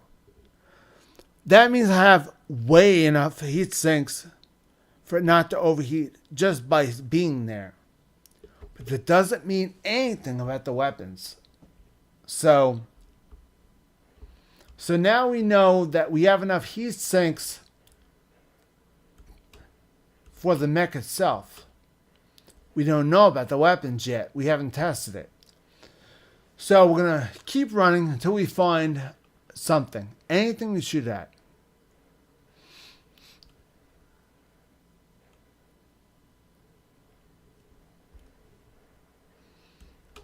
Let me see. Anything? Do we have anything to shoot at? Maybe go this way. Okay. Let's try to go this way. Okay, come on. Don't hide. Ah, there's one.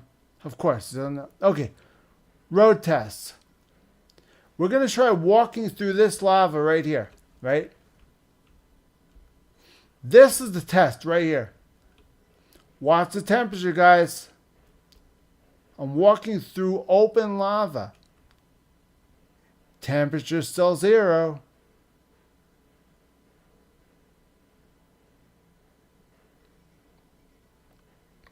Guess what? It works. Now, battle test. Target acquired. Oh, an urban mech against an Atlas. Oh, normally this would not end well, but we're gonna try it. Watch this. Ready? All weapons firing at the same time. Temperature is only at 35%.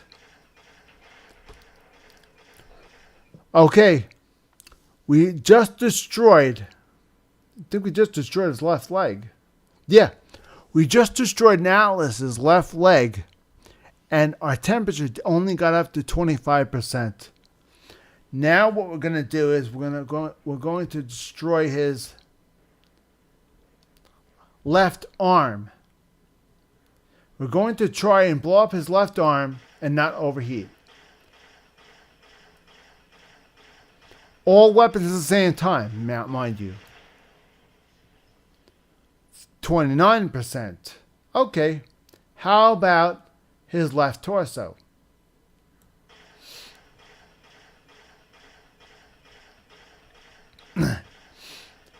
$30. 40%. Heat index got up to 40%. Didn't overheat. That's very good. Right, and we are in a very hot level. We just walked through lava, for Christ's sake, and we didn't even sweat it. So his whole entire left side is gone. Now, we could end this and just take a shot through the cockpit and be done with it, but no, that's not the fun part. Let's see if we can try and do some damage. Yeah, what the hell? Let's try and do this old-fashioned way.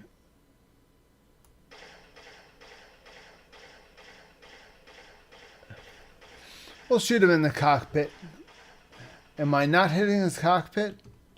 Probably not. Let's see. No, I'm not. I'm hitting under the eye. That's the cockpit glass right there.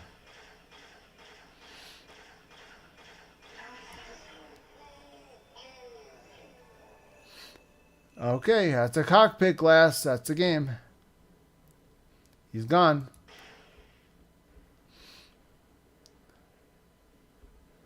Okay, so that wasn't that bad. And he never overheated. The most he ever got was 39%. Really, that's about it. Maybe 40. And that was an Atlas. That was an assault mech. This is a light mech. A light mech just took out an assault mech in a highly heat level, firing all lasers at him, and he didn't overheat. Guys, what does this tell you? The level is 100% lava all over the place. This is a hot level. Firing a weapon at normal level, fine. Firing a weapon that causes heat in a hot level, it should generate a tremendous amount of heat. For some reason, it generated only some heat, not a lot. So, I'd say that's a win. Of course, if you still want to fire auxiliary, you could have split up into two categories. Half and the other half. Or you could just go Alpha Strike, which I call Alpha Strike. All at the same time. Here's one, there's the other. Never mind. See, look, this is one half. 2 damage, and goes right back down. Why is it pulse lasers good? Because pulse lasers shut fires the laser, shuts it down, it cools down, then fires it again, shuts down, cools down, then fires it again, shuts down, cools down, fires it again, shuts down, cools down. You're least likely to heat up your mech by using a pulse laser. So if you use 9 pulse lasers, you're least likely to overheat your mech as long as you have enough heat sinks, which we do. But because of the level we're in, we're heating up.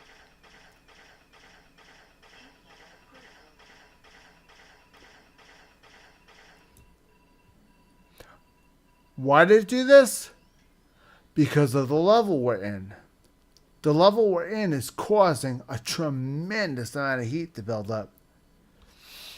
Even though the heat didn't bother us, it is going to bother us. I'm telling you guys right now, it will bother us.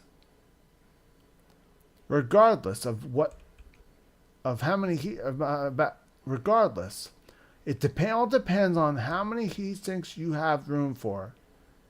If you put more heat sinks than you're definitely required. Oh, perfect. There we go. Okay, now.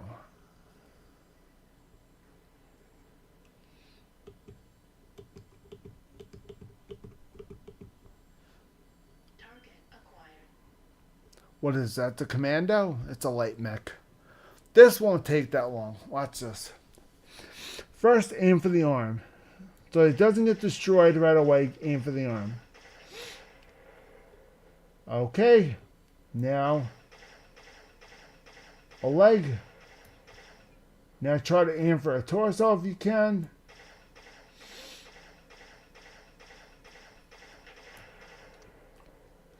Okay, now aim for the other torso. Actually, arm first. Now aim for the other torso if you can see it. No, I aim for the core. No, I hit the core instead. That's fine. I mean, really, there was nothing left of the mech, honestly. There's really nothing left of it, so.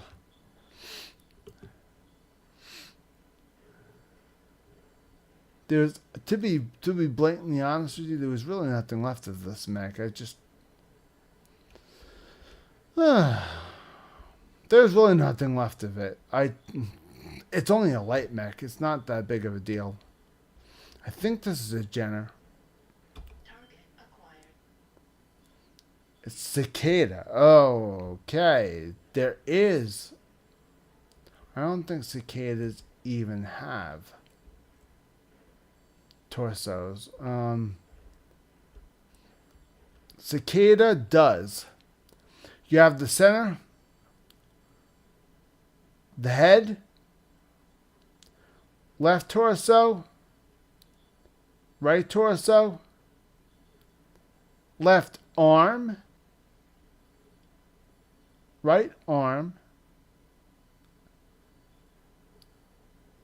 and 2 legs. Okay, guys? You can aim for the left, you can aim for the arm first.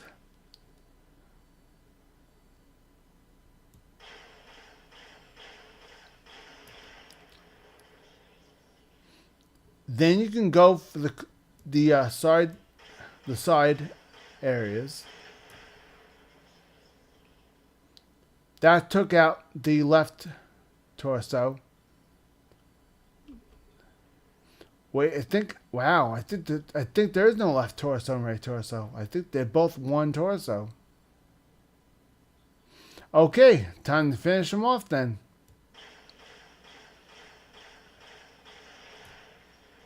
No, there is a right torso and left torso. Oh. Okay.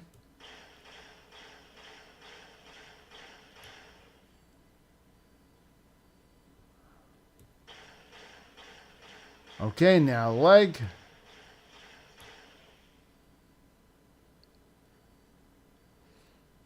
Okay, now the core or the head?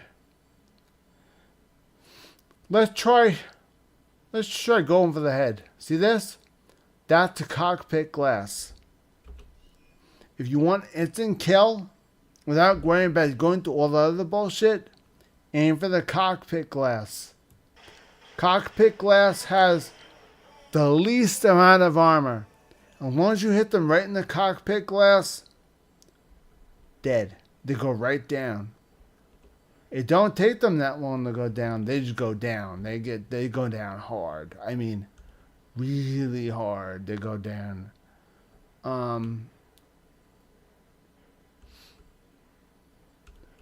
They go down very hard. As long as you aim for the cockpit glass, you're fine. It's hard. It really is.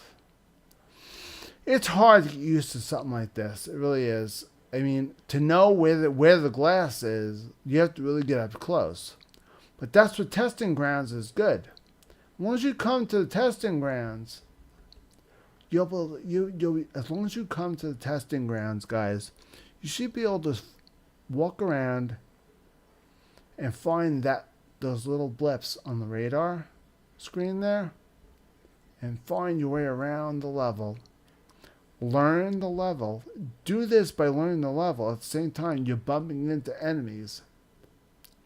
They can't fight back. But you will test out. You'll scan them Target acquired.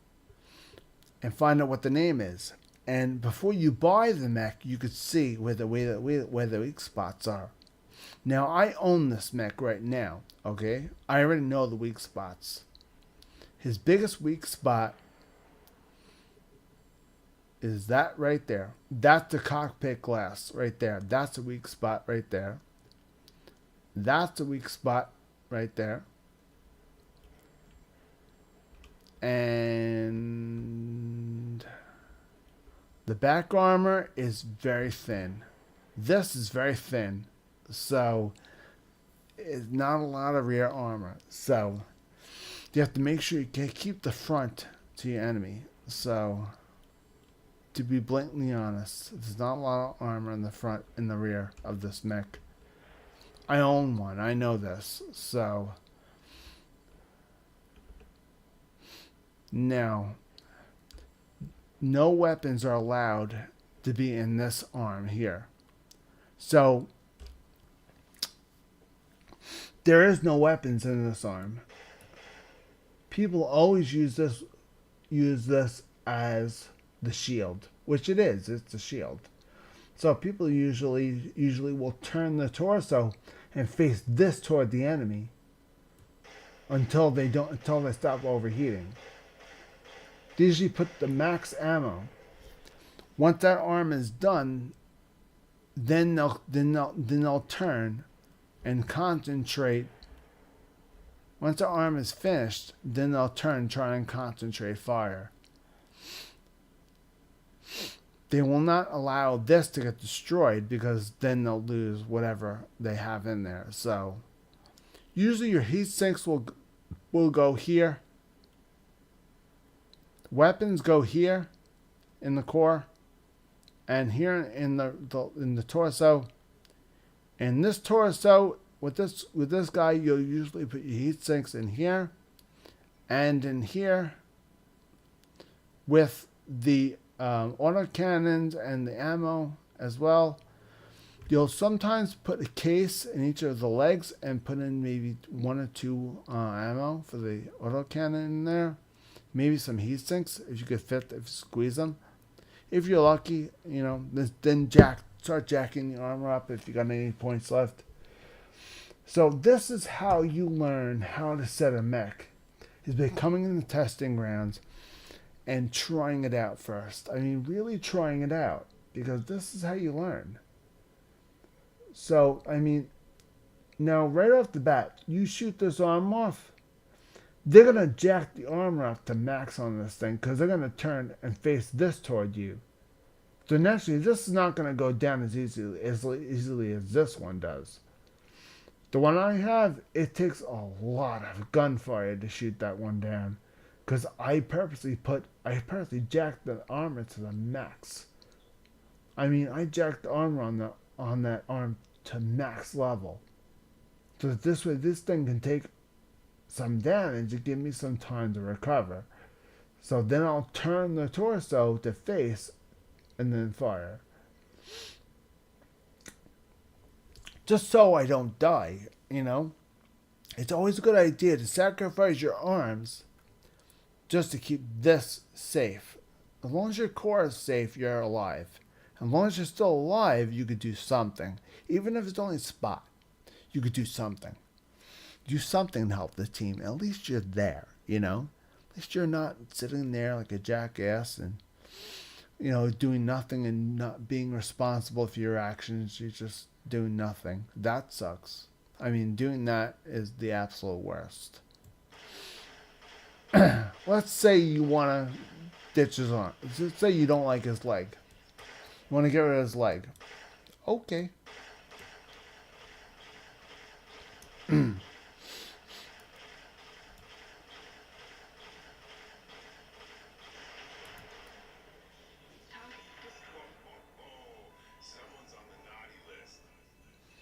Ooh. See, I found a glitch. If you aim for this, I found a glitch in the game. Now, what happened was both of his legs were perfectly fine. I started aiming for one leg's kneecap. Instantly, the whole neck went down. I found a glitch in the Matrix. So right off the bat, I know for a fact that mech is glitched. So I need to now test that mech out big time. And I need to test mine out, the one I own, big time. I need to have a couple of friends of mine go into a battle with me, and we're gonna have to test this out. Now. Target acquired. Not enough zoom. In your skills, there's something called advanced zoom. You push the letter V. You push the letter V. Nope, there's no chat. Okay. You push the letter V. And you get this. Push the letter V and you get that. This allows you to see you're shooting at. Now look at the percentage. And look at the top right hand corner of the screen. See, it says catapult. Look at his arm flashing. See it?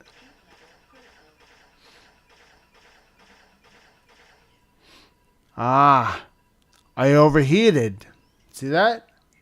Want to know why I overheated? That's why. That's open lava. I'm very close to the open lava. See now, open lava, I probably would not overheat.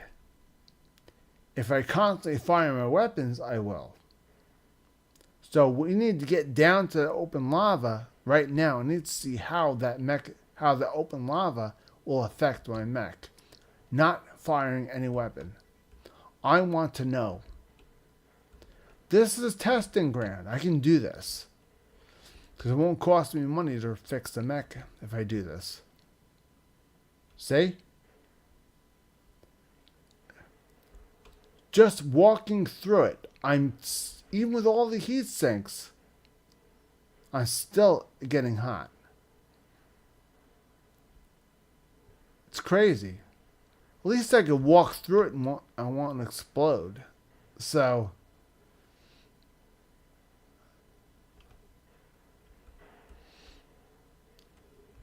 this is a miracle in its own. This is why you have heat sinks in your mech. Heat sinks in your mech will dissipate the heat. Now if you put your heat sinks all on your legs and walk through it, oh, you're in trouble. Because the heat is going to go out of the legs and into the hot lava. It's not going to get cooler. So, putting your heat sinks in only your legs is it's risky. Because if you get into a board like this and walk through the lava, and all your heat sinks are only in the legs, you're running a very big risk of gaining way too much heat. You're taking a huge chance, okay, guys? This game is very hard. My suggestion to you guys is to play the game, go into the testing grounds, and try the different levels and testing grounds, and just try it. The way your setup is right now, go in different levels and walk around and just see how the mech is going to react in different areas. Okay?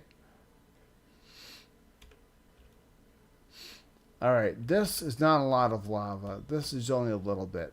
So this is just it's open lava, but it's not really that much. So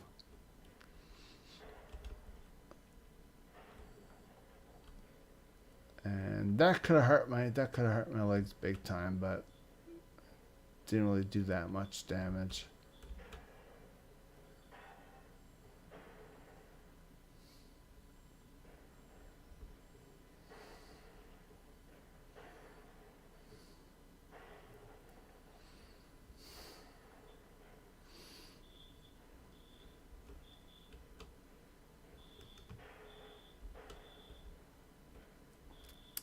Not bad.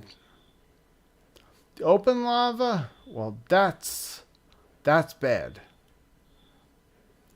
I can obviously see that the open lava is a problem for me. Being near it and firing my weapons is a problem. For example, let's see if we can try and go right here.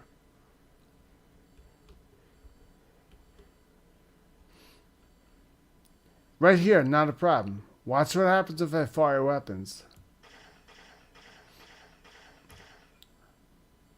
It doesn't go down fast anymore.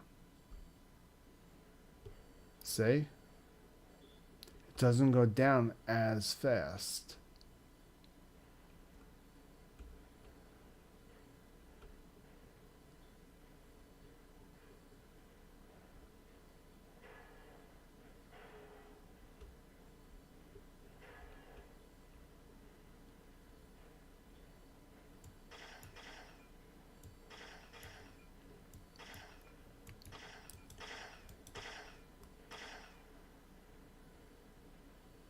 Okay, here we go.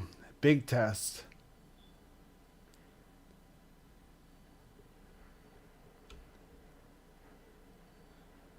Oh boy. This is not going to end well. We need to get out.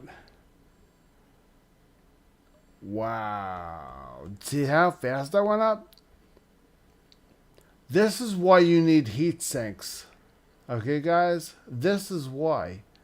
Because on my mech, if I didn't have enough heat sinks, that mech not firing anything would have instantly been destroyed. Somebody's firing at it. Let's see if I have to fire back real quick. I still have enough to fire back.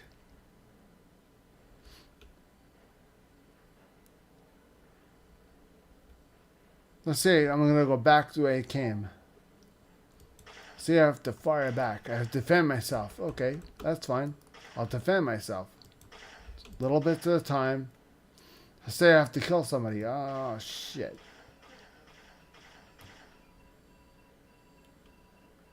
Emergency situation. Oh, shit.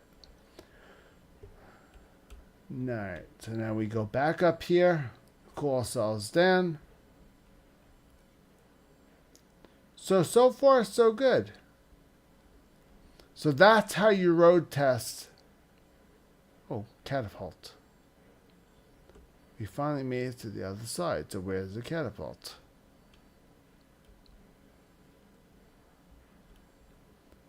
Ah, oh, there's the damn catapult. He's all the way over there. How do we get over there?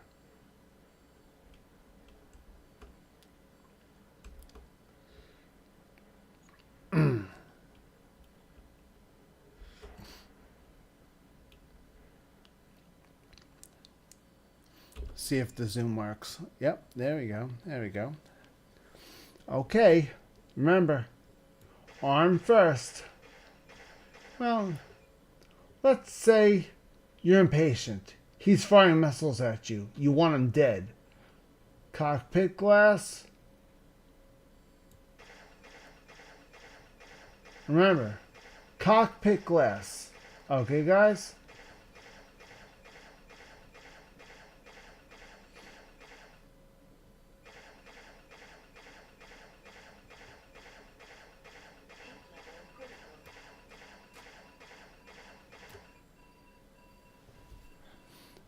Oh, that only damages the core? Oh. You mean I have to... Do you mean there is no cockpit glass for this thing? I have to actually hit the core? Oh, see, I didn't know that. I thought the cockpit glass was the head. It's not. The cockpit glass is the body. So, that's where you come into testing grounds. Because you try to figure out what's the head, what's not the head, and that apparently was not the head. So, now I know better. Not all cockpit glasses are considered heads. Not all mechs have heads. Some mechs have their cockpit glasses in the torsos, and the cockpit glass does absolutely dick squat if you shoot at it. So, lesson learned. Okay, guys. Continuing on where you left off.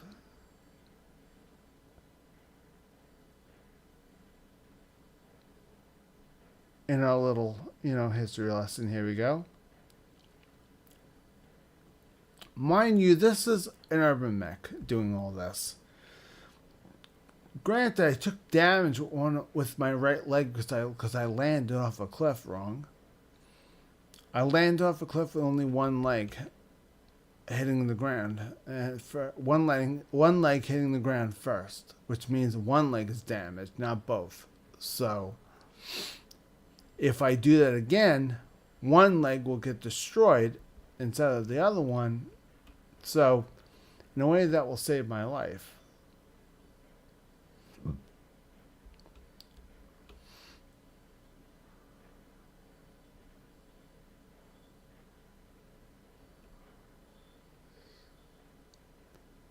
Anything here to shoot at? Anything? Anything at all? Highly doubt it. We'll see.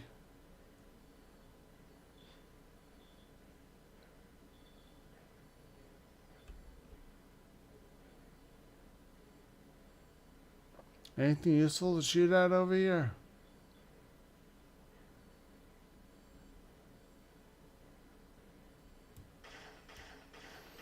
Why don't I just keep firing until I overheat? How about that? We'll test the heat. I'll test the heat index on this mech. We'll just keep firing until I overheat. And that's it. In this level, that's what it takes. And it's going down. And the only reason why it's going down as quickly as it is because I put a lot of heat sinks in this thing. A lot. Okay. Let's get out of the match. Let's go into a different level. Now we're going to go into a completely different level. You saw the way it was in a level with all lava, in a hot level. Okay? Now let's try our luck in a different type of level. Complete opposite of that level. Okay?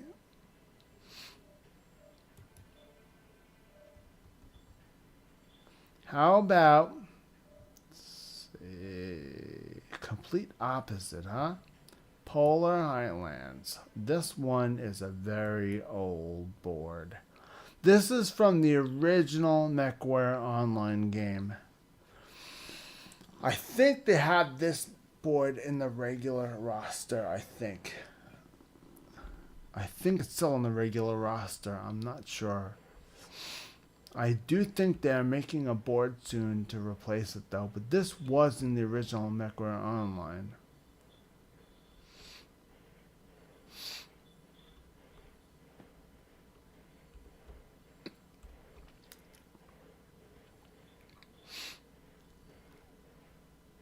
There's something over there. I can see it. For some reason, I just can't. Let me see if we can get up high. So the thing about this board that's frustrating because the sun beats down on you so hard, you can't see because it glares off the glass. And this game is like that, you know. It's just like real life, you know. They have the sun coming down a certain level, and if you're facing the sun, the glare off the glass is hard. It's horrible. You can't see shit. So a lot of times you end up sort of like making sure your back is to the sun. Now, for some reason, I do not see any mechs. Maybe they're over here?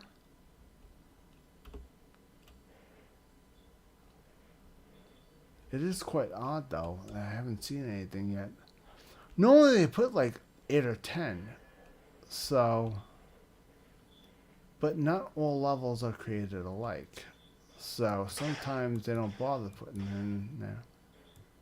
Okay, so let's do a weapons test with or without mechs. Let's do a valid weapons test. We'll go up one of the mountains. Go up in one of the mountains and see if we can do weapons tests.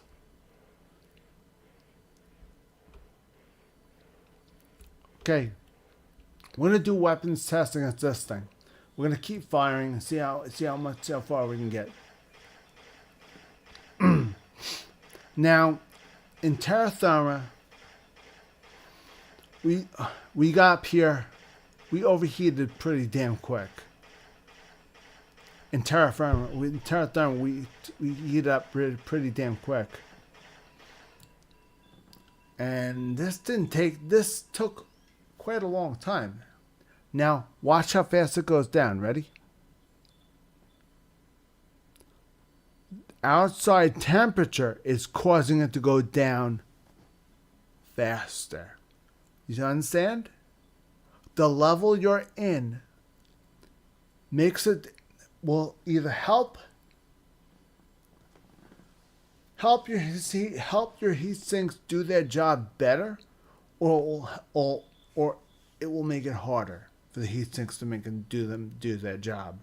That's why you always have more heat sinks than you're required to have. I'm required to have 3. I have 4. I have 1 extra double heat sink. And the reason why is because I want it to go down faster. Instead of going down normal speed, I want it to go down fast. Granted, it's still gonna go up. It has to, because I have all those weapons being fired at the same time. All amount of heat sinks will not cause it to not heat up. I have how many weapons being fired? But the difference is, with that many heat sinks that I have in this level, look how fast it's going down. That's why you always make sure you have double heat sinks and make sure you have more than what you need, because you'll be able to manage heat better. This way you can do dumb and stupid shit like tossing all the weapons in one button. Why? Because you have heat sinks to back you up. If you're gonna do stupid shit, you're gonna really do dumb and stupid shit in this game, make sure you're covered. Make sure your ass is covered. If you're gonna do something stupid like putting in all your weapons in one button, fine, do it. But you better damn make sure that you have heat sinks and you have more than what you need. Because you cannot depend on the level to cool your mech down. Because I just proved it right there. Nothing is going to prevent it from overheating. I'm in a polar level, and it's still overheated. And I have more heat sinks than what I need. It's still overheated.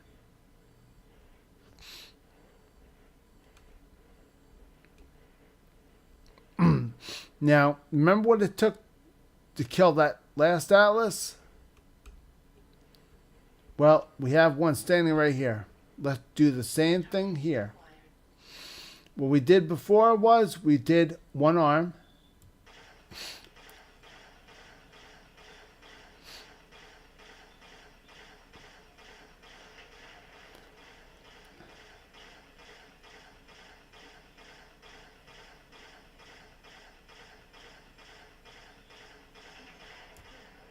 Okay, one arm, one torso, one leg.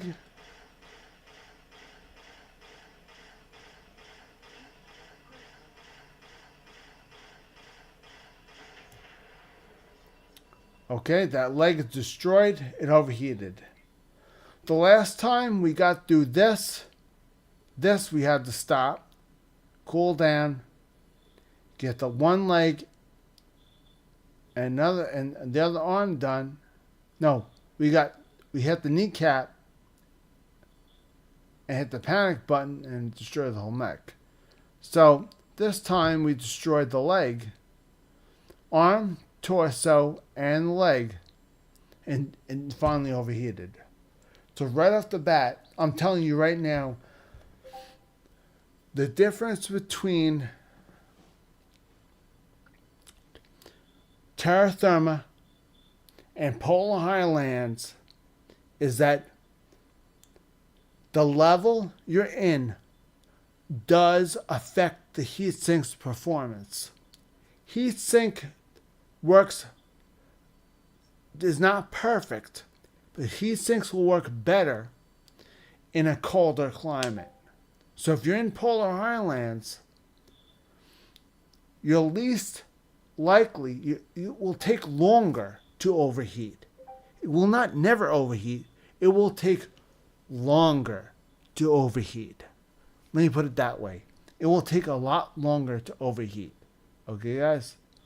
Now what we will try to do is now we will try to blow his core without overheating. Which I think I actually did that. Actually, no, I didn't blow the core. I actually hit the cockpit glass. Okay. I actually didn't blow the core. I actually hit the. Okay. I didn't blow the core. I blew the. I hate being interrupted. It's fine. Whatever. I had a thought, and all right. Okay. Here's my thought right there. Okay. Okay. Now. So, there is a fully working assault mech being killed the same exact way I did the other level in a fully hot level. I was able to get more shots off longer in this level than I was the other level. Same mech, same thing shot, same order. I was able to get more shots off. So Target acquired. 700 meters away, Cicada. Cicada is a light mech in a sphere. Light in a sphere mech has no arms, but its arms are those little flaps on the side. So perfectly puts weapons in its torsos and has those little shield things on the side. So in reality, it doesn't have arms. it has the core and the torso. These are its arms, okay? This is the cicada's arm. Okay, that's its arm. This is its core. That is its head. As you can see, not much as far as cockpit glass goes. The only thing you have as far as cockpit glass is this right here. But if you don't zoom in, you don't really see that. I mean, you see something. You don't realize that that is the cockpit glass. Sometimes you have to zoom in and realize that, you know what? That's the glass.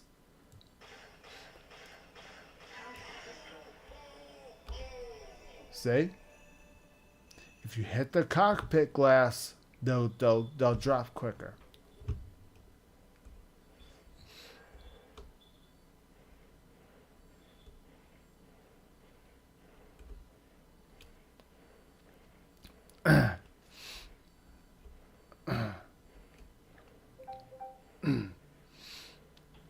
Okay. Is there anything else over here? Probably not. I think we cleaned out the entire board. The last one had 5. Actually, I think the last one only had 3. Okay, let's drop. See this drop right here? Looks like it's about.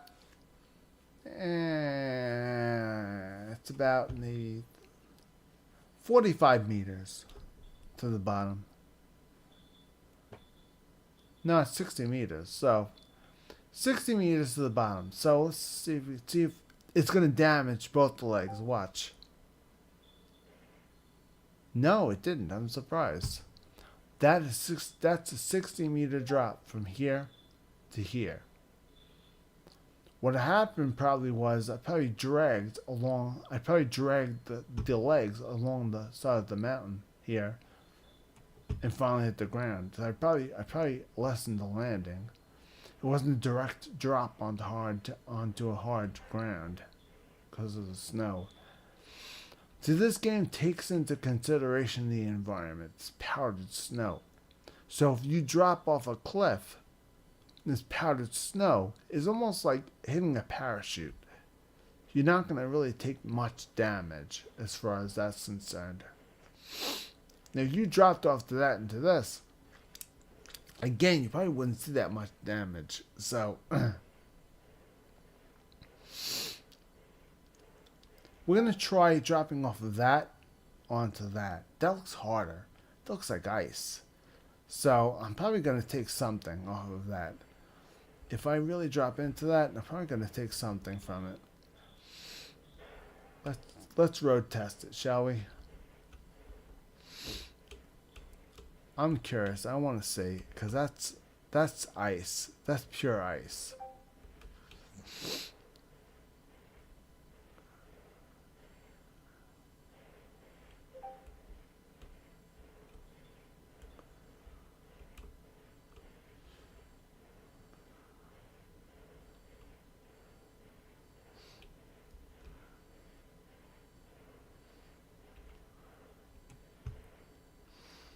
Alright, below us is ice.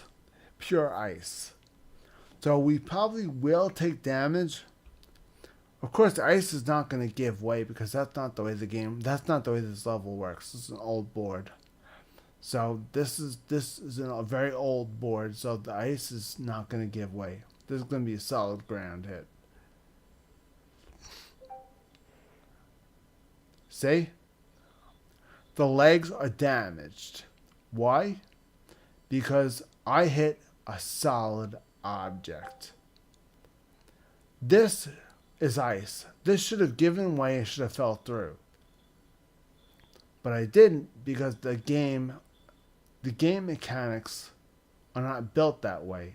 This is not made to give way. This is considered solid ground. This is powder snow. This is soft ground. This is hard ground. This is hard ground. See the parts that are discolored? See the discolored parts? See that's discolored? Right there, that's solid ground. In other words, that's ice. Now, in this level, ice is considered solid ground.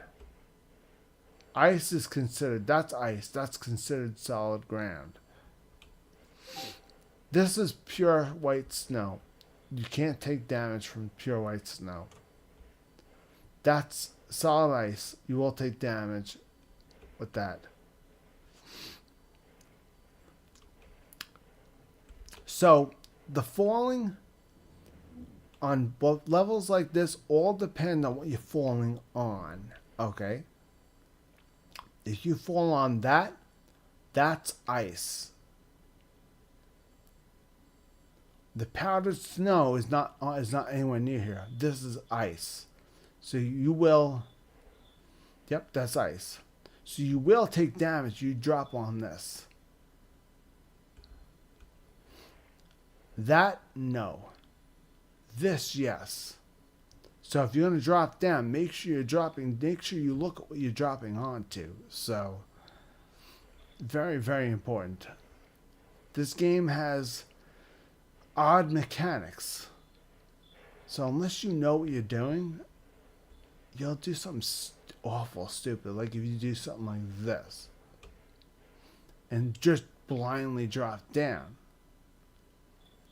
I'm lucky that this is powdered snow and not solid ice, because that was powder. If that was solid ice, I would have taken more damage. So, luckily for me, this is solid ice. Can you hear me? Can you hear as I'm walking? Listen. Listen to the footsteps.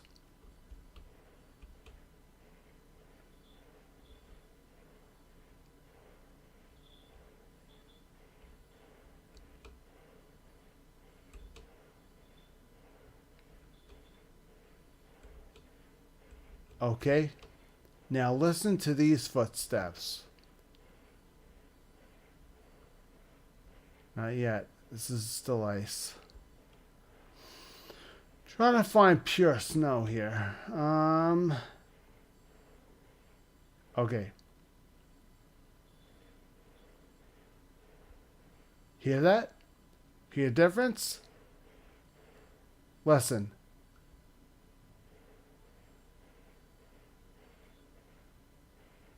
Hear that?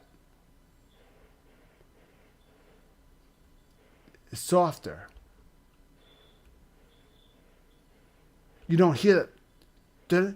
Boom. Did it? Boom. Did it? Boom. Did it? Boom. You don't hear that here.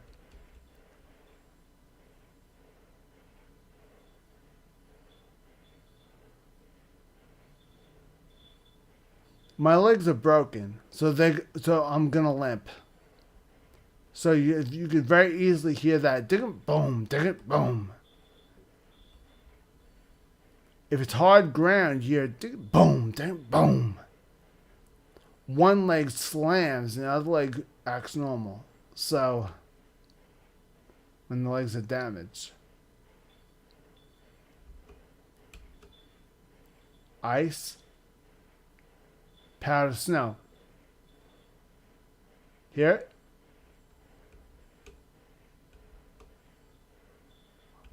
Hard ice.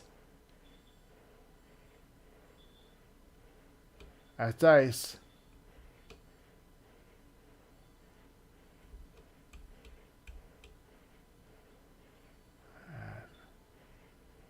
Still ice.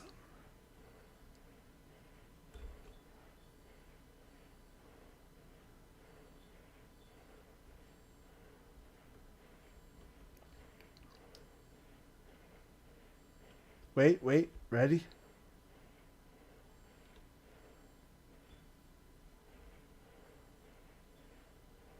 Right there, powdered snow. You have to listen very carefully. There are some areas of these levels that are hard, some areas that are soft. Soft levels you can drop onto. Hard surfaces you cannot drop onto. If you do, you'll damage your legs. Okay, guys. That's the most important lesson I can give you in this game. That's why you always go into the testing grounds and test each level and make sure you learn what is hard and what is soft. Make sure you listen to the footsteps. Turn the music off. Listen to the footsteps of the mech. Make sure you memorize the sounds. Okay, guys? The sounds are important. Because sounds will tell you how the mech functions and, how the mech is able to function. Alright, guys? So that's the most important part. So, anyway, I think we're going to call it a night. Thank you, everyone who is watching this during the live chat, and those of you guys that are watching after the live chat is done and over with, after the live broadcast over. Those of you guys that are watching this after the fact, thank you very much for watching. Really appreciate it, guys. Please like, subscribe, and click the bell icon to stay tuned and to be notified whenever I am live directly, so you can join in these live chats if you want to. As long as you hit the bell icon, I will tell you exactly when I'm live. If you do not hit the bell icon, you're not going to know when I'm live or when I'm posting. Okay, guys? You'll know that I posted something, but you won't know exactly the exact moment when. Because sometimes I do a premiere where you guys we're both watching the movie together and you guys can talk to me.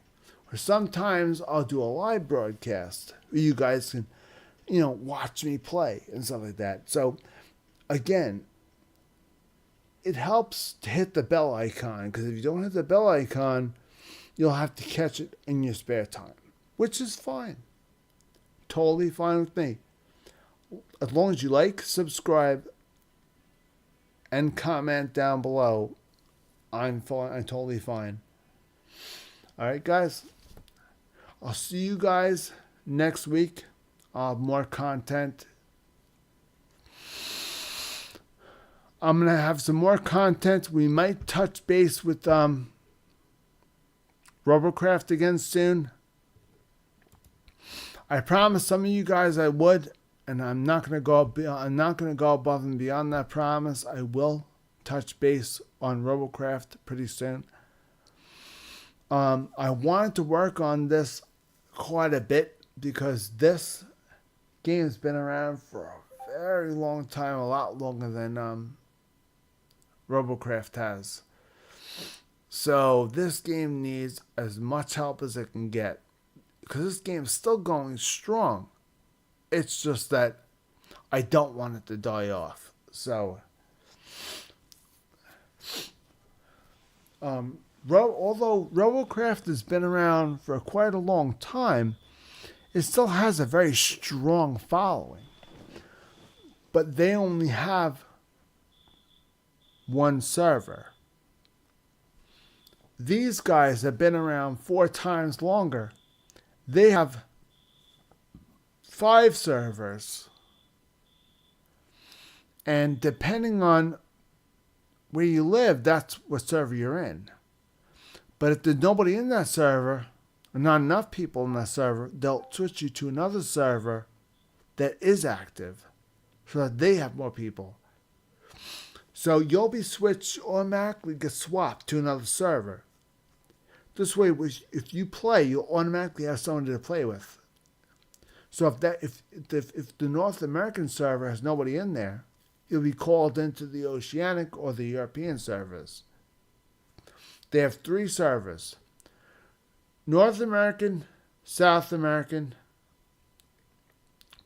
Oceanic, which is Asian, and they have European, which is Europe.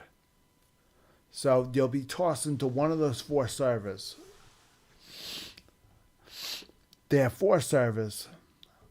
So you'll be playing with people all around the world, and whatever they type will be translated into your language. So you'll have people in Japan typing something, and everything on all the accounts will be in the language you speak. So if Japanese, everything is Japanese. Of course, if you talk on voice, it's going to show up in their voice. So for example, if you're on Oceanic and you hear somebody talking in Japanese and you talk in English, they're not going to know what you're saying. So, and you're not going to know what they're saying.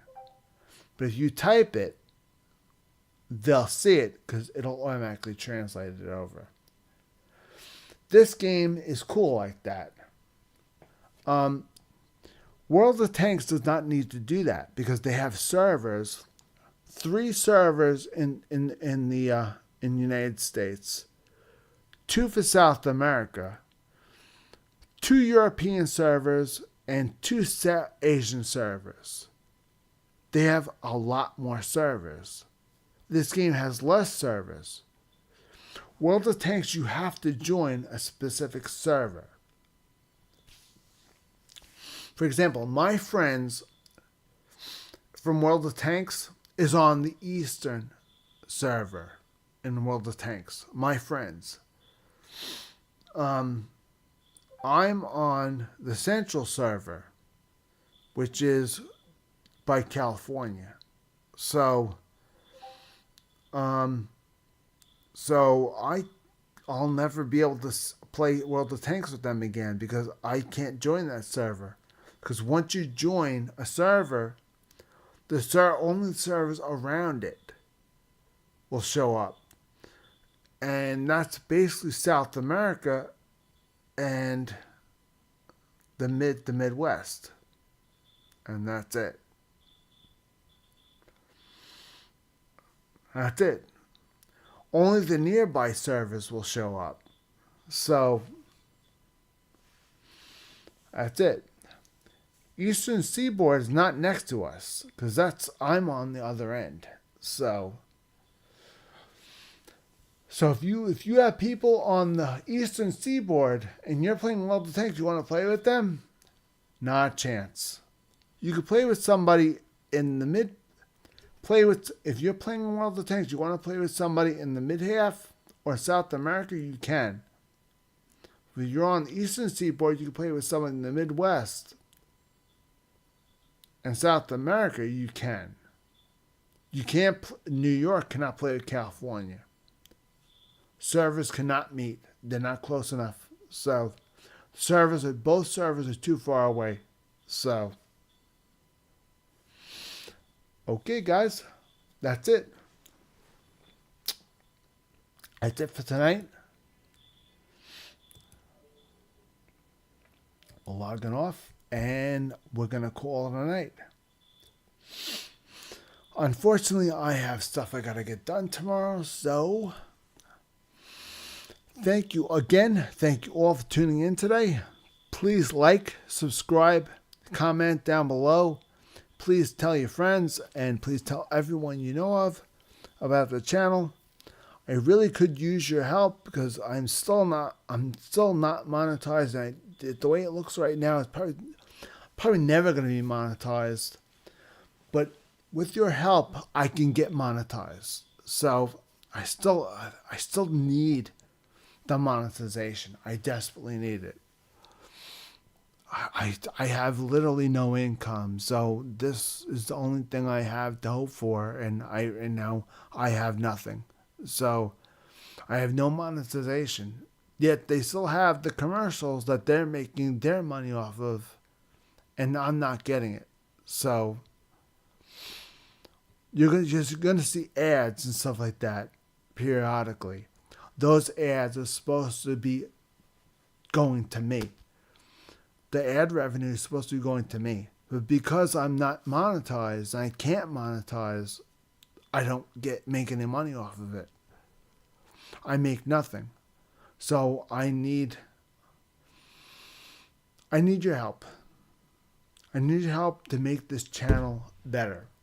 So any help you can give me would be greatly appreciated. Again, thank you very much for tuning in.